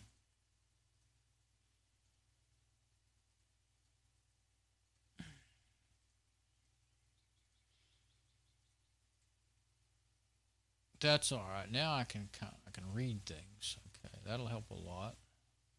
That should help on everything. Now then, what happens when you open that terminal? Live user, localhost. It doesn't make any difference. Okay.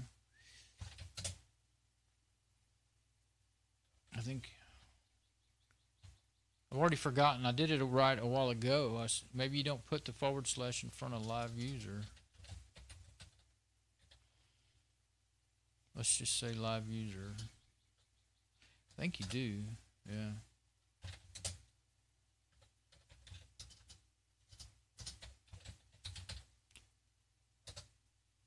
Still says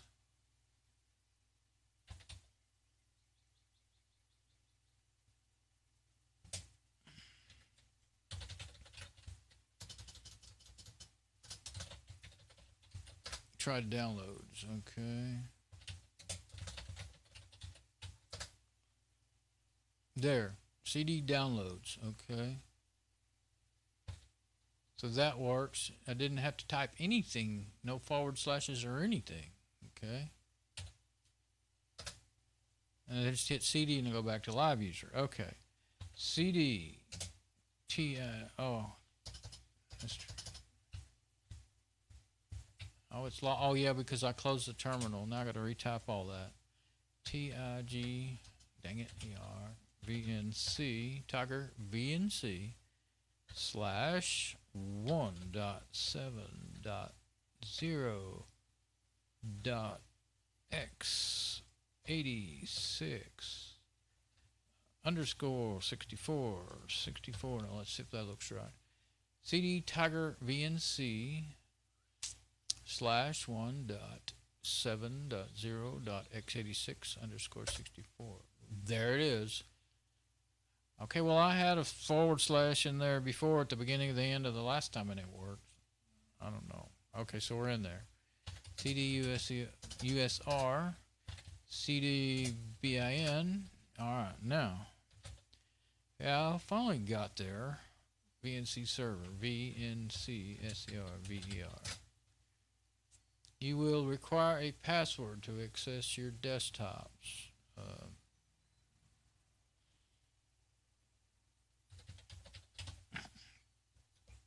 Okay, I didn't know if it was going to show it or not.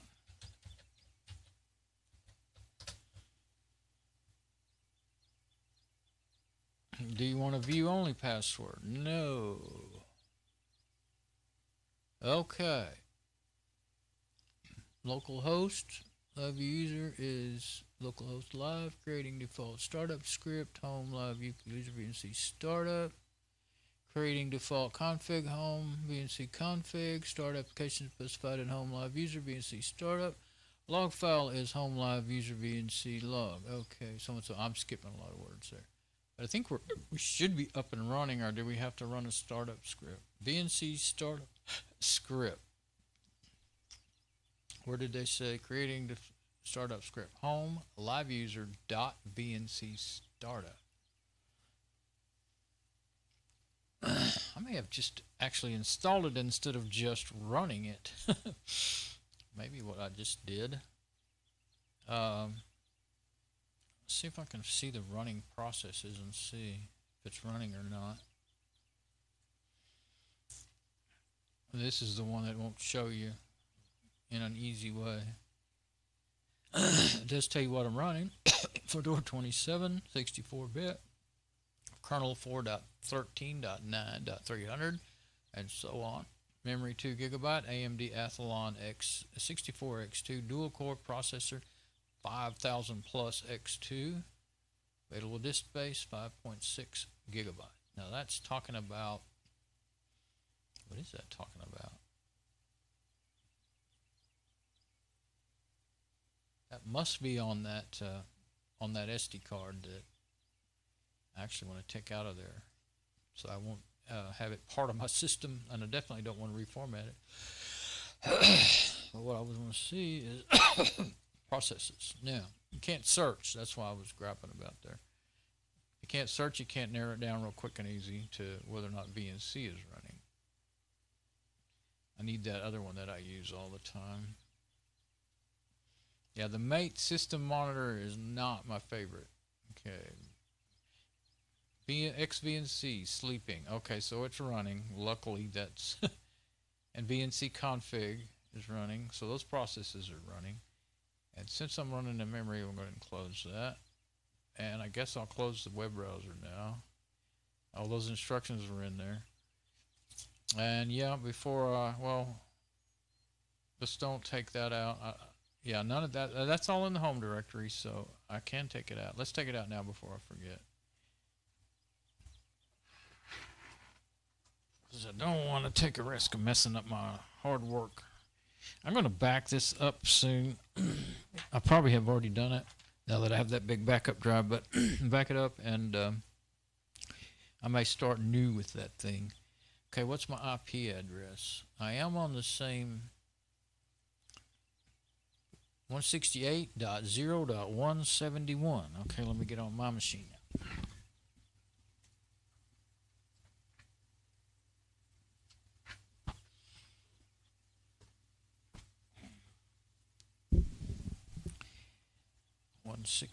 Let me get on my desktop. Well, let's try opening up a VNC viewer. Well, this one uses less resources. Well, let's try this one first anyway. Okay. There's a 0.171 that I've used before. Let's see. It was closed. Huh. So I must not have something going that needs to be going. I made the password in it. So maybe I have to start that script. So let's go back to camera 2 and go back over there. And I forgot to look at my preview while I was at it. I don't even remember. Oh, I never did reload it, I don't think. I forgot what I did about that.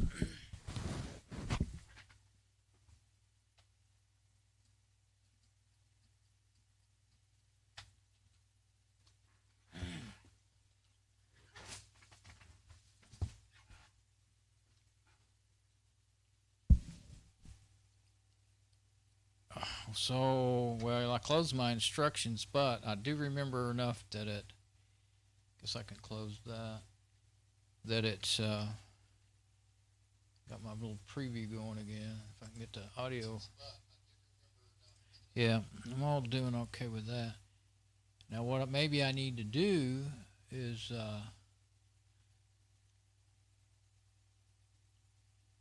where did it say that is? Startup script, home live user .vnc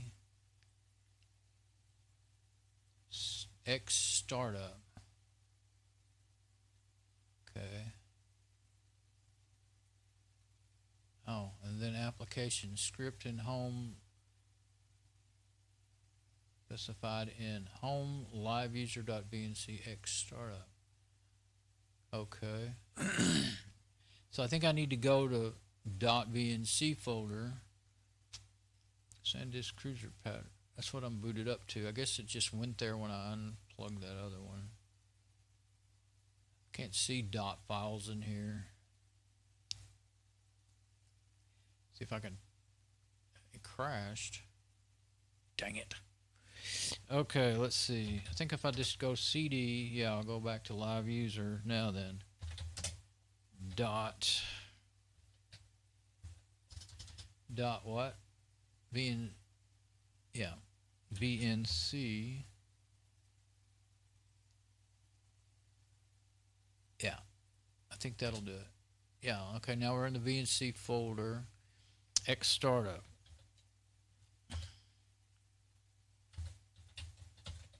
I want to try to run X startup.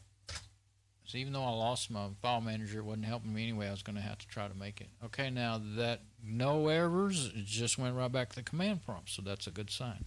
Now let's go see if I can log into it. Let's go see if we have any extra new services running.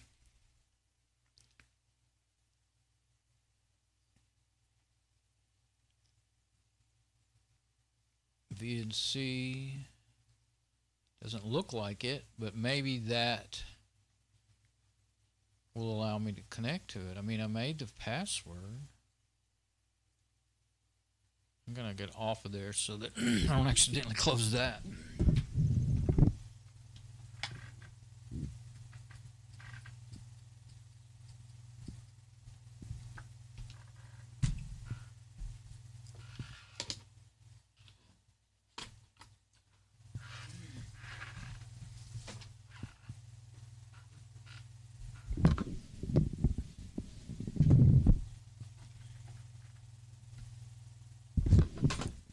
I'm knocking everything off.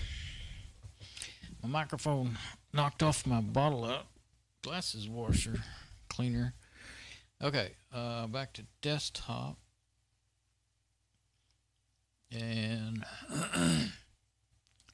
try it in this app again, 0.171. Oh, man.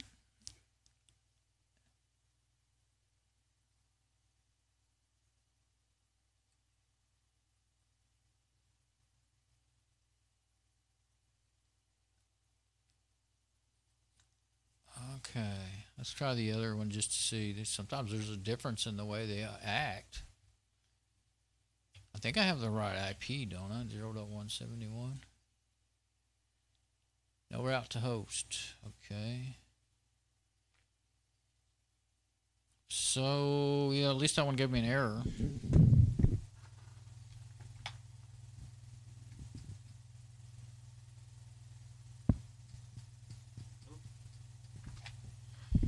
I switched without switching the camera view. That won't help. Okay, let's see. Yeah, okay.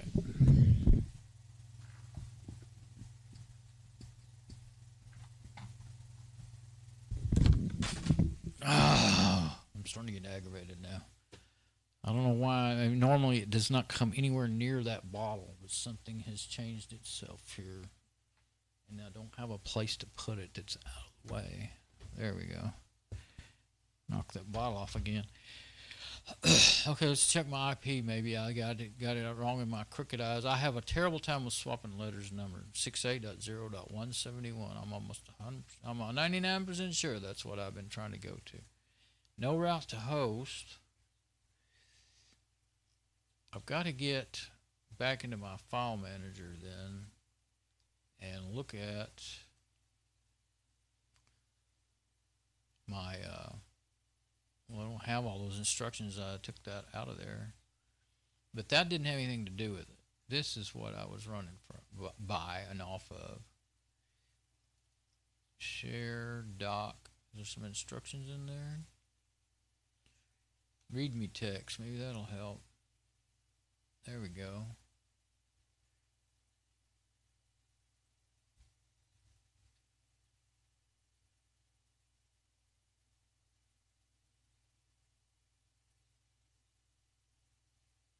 Here we go. That's what I was reading a while ago. Okay, the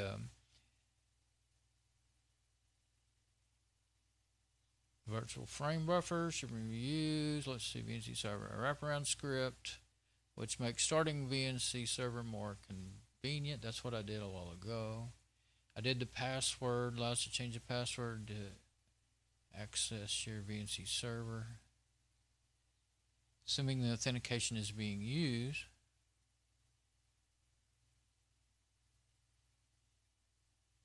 Okay, so it allowed me to change it asked me for a password. I mean, it wasn't going to let me get by that when I ran the VNC server. Okay, now VNC config. I didn't try. I might try that, and then this other one, X0 VNC, is just that kind of a demo. They say don't use it. Okay, so I'll go back to my terminal window, and I should still be. Well, let's try it and see. I think it's probably in that folder. No such file, so I'm not in the right folder for it. Oh, it tells me where it is, I think. Oh, it is. Oh, it's just config. Huh. Config. Permission denied. Okay, that's the config file. That's not. Okay. I'm guessing. I'm doing too much guessing now. Alright. Move this somewhere else. Let's see. Yeah, just move that to. Move my file manager somewhere else. Be a little less confusing. Okay, now. That was in the docs, shared. Let's see, user, VNC, classes, viewer desktop.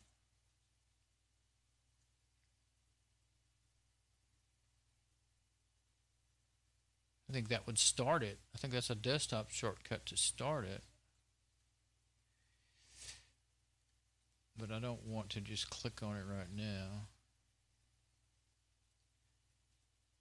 Okay. Documentation, that's where I was. Icons, you don't have to worry about that. Locale, what's that, manual? Password, server.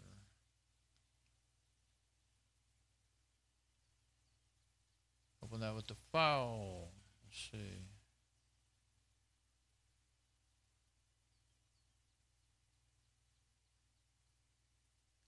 Yeah, it's telling you all about the password. So basically, this is a manual page.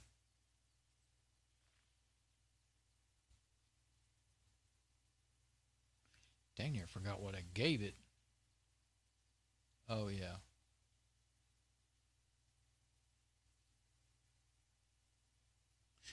Says it has to be at least 8 characters. Yeah, 8 characters.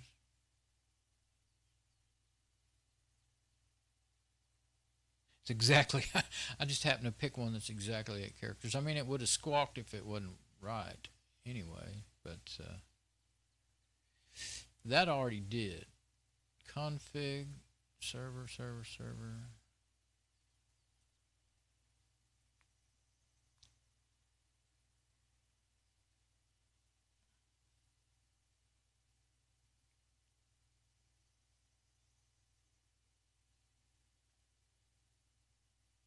VNC config, yeah.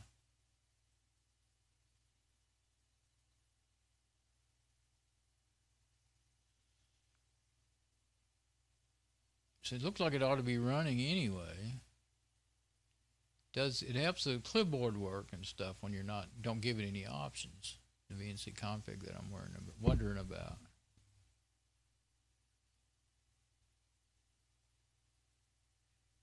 Well, this is really complicated trying to just run this like this, I'll tell you.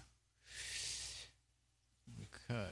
The password, I'm just going to see kind of what's in each one of these files.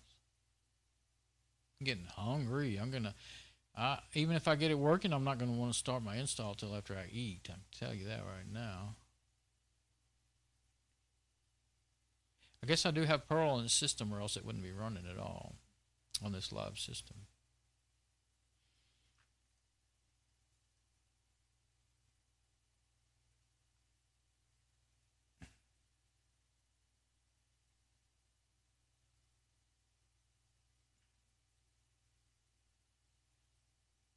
But normally, you know, if you go, well, if you go to a machine, the machine will send back a request for the password in normal setup, install GUI VNC apps, you know. But it said no route to host, and I'm wondering why there's no route to it, because it's on the same router as my router. So that I'm thinking that the application is just not answering for some reason. Password is the one thing that I'm pretty sure is okay.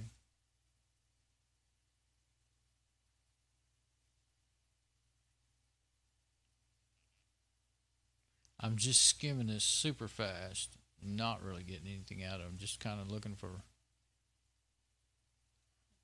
This is an app, XVNC1, display, cancel, run.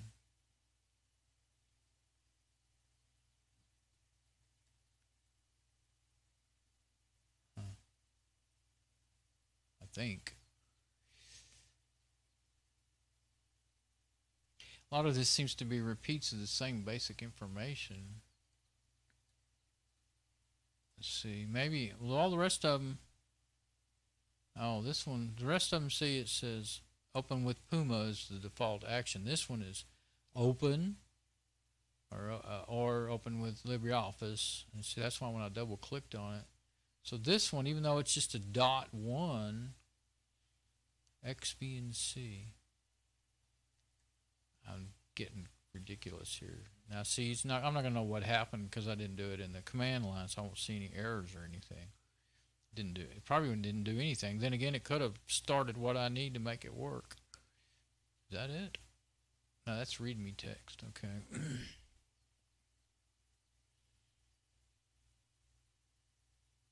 XVNC.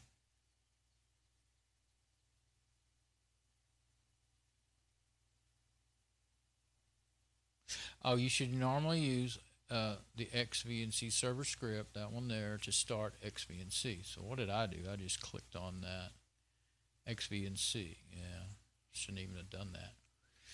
It's already running though, so now maybe I have two of them running, or I don't know what. No telling. Might have just crashed because it already had the other one running. The password already did. The config, I kind of wanted to try to run that config and see if there was some. I gotta go find it. See if there was some settings I need to change to get it to work. But I need to go in there and find it. Okay, that's where I got kind of sidetracked. User bin.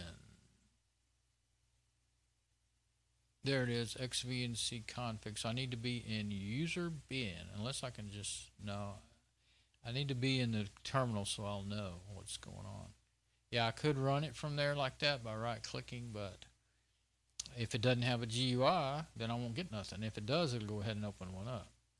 So I need to be in user bin, and right now I'm in, wait a minute, I need to be in, my gosh, lost the brain here. I need to be live user. Let's see if I can get that all out of there. Nope. Sometimes in some of these you can say right click and copy the address, even in these little funky Windows style file managers, but not all of them. And I can try copy, and it might get me the address. Let's see. I think I'll open. I'm gonna open a new terminal. No, let's don't. Go back. Now I'll try and see if it did. It did the whole thing, but it put file in there. I don't want that. I'm pretty sure I don't want that. I've done that before. Try it like that. I don't know if I may not need the / in front of there. No such file or directory. So I'll delete that / I think maybe that's all I need. Yep, I think I got it. No such file or directory. Live user, oh, take the live user out of there because I'm already in live user. Oh yeah, and take that / bin. Okay, I'm in bin now. Now what was it I wanted to run again? I want to try to run VNC config. So instead of messing up the typing, I'm just going to copy and paste it in there. That should run it, right? Yeah, VNC config. That's in the bin folder. Okay.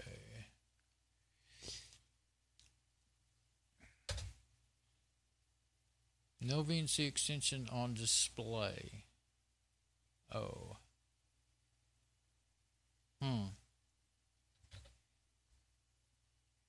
Well, I don't know then.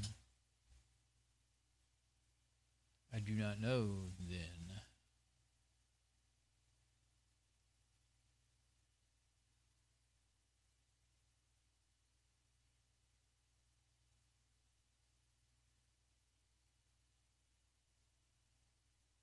I could try the startup again. VNC server. Maybe it is not actually fully running because what folder is that? Oh, that's in the bin folder, I think. Yeah, it's in the bin folder, so that's where I want to be to do that. I think it'll just tell me if it's already running.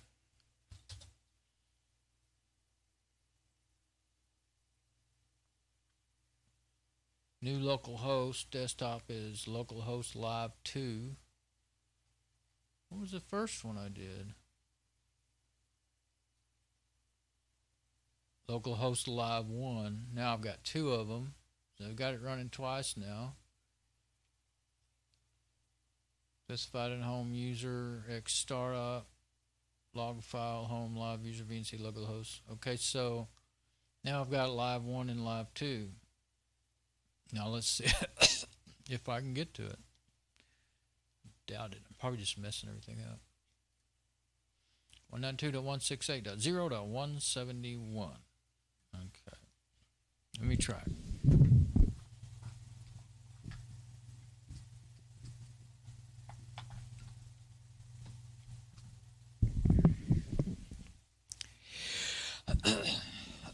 Sorry, I got confused again and had to cough. Okay, desktop screencast and 192.168.0.171. I'm in VNC, yes, okay. Make sure I'm not on the wrong thing or something like I did one time.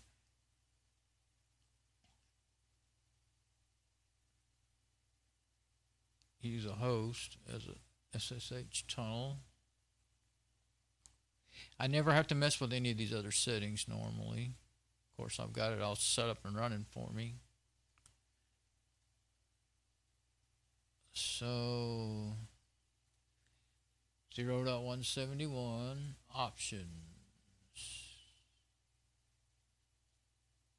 Security, input, screen. Oh, there's a screen resolution. It's set at a certain thing right there.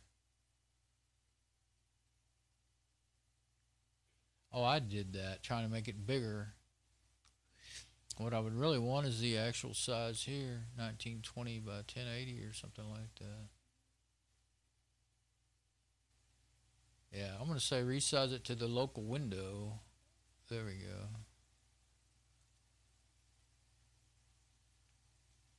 I'm going to say okay. But I know it's not going to work. Same thing, no route to host. So I don't know. I'm not a whiz at this stuff. So I get that I'm getting really, really hungry, and I got the feeling that I'm really wasting a lot of unnecessary time.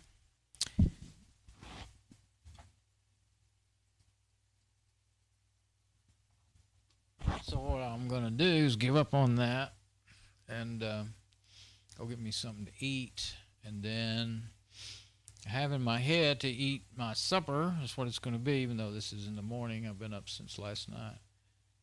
Eat my supper, turn all this stuff off and let it rest a while, except for my main machine. I got to at least watch something on YouTube while I'm eating, and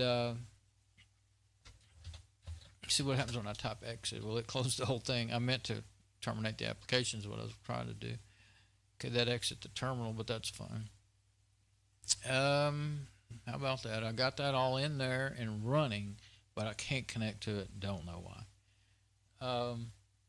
Never done that before. I've never tried that hard. I've never tried that hard with doing it that way before. That I remember in the command line and everything. I usually try really hard to make it work with a GUI setup, you know, and sometimes it works. Sometimes it'll work. Sometimes it won't.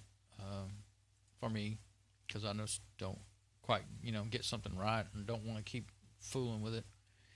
But what am I on? Okay, let me go ahead and switch. I was reloading my. Well, since I'm here, I'll just shut this down together. Shut this old machine down. It's loud right now, but it's not, the fan's not sounding bad like it had been.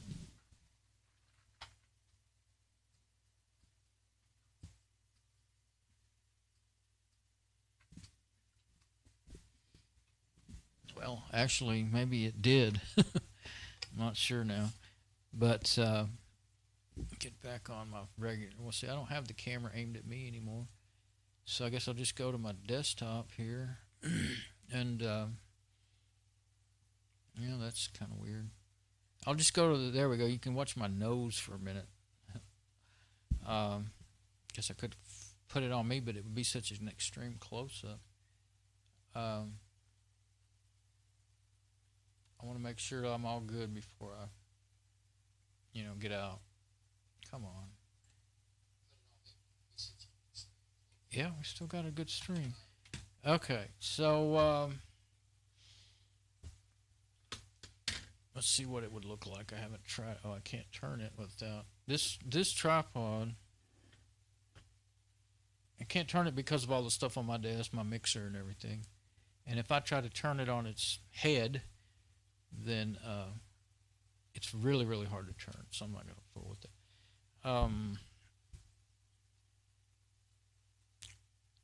Yeah, so I'm probably will come back after I eat, but if I get really tired like I did yesterday, then I didn't come back. I just went ahead and ate and rested and watched some videos and then went to bed, or yesterday morning actually. But I don't know. But I guess unless I come up with a bright idea of how to get VNC working on that Fedora 27. I will have to just do the install with the camera aimed at the screen, and I hate doing that because VNC is so great. I mean, it's like being there, you know, when you can see everything that's going on. So, we'll see. I will try a little bit more to figure that out. I might have just forgot some option that I have, you know, of being able to do that. Sometimes when you get focused in on one thing, you forget all the other options, you know. So, let's see. I'm going to go now and give me some food and all that stuff, and we'll come back when I decide. But that is what I want to do next, is install Fedora 27 on that machine, and we'll just run it, see how it does and everything.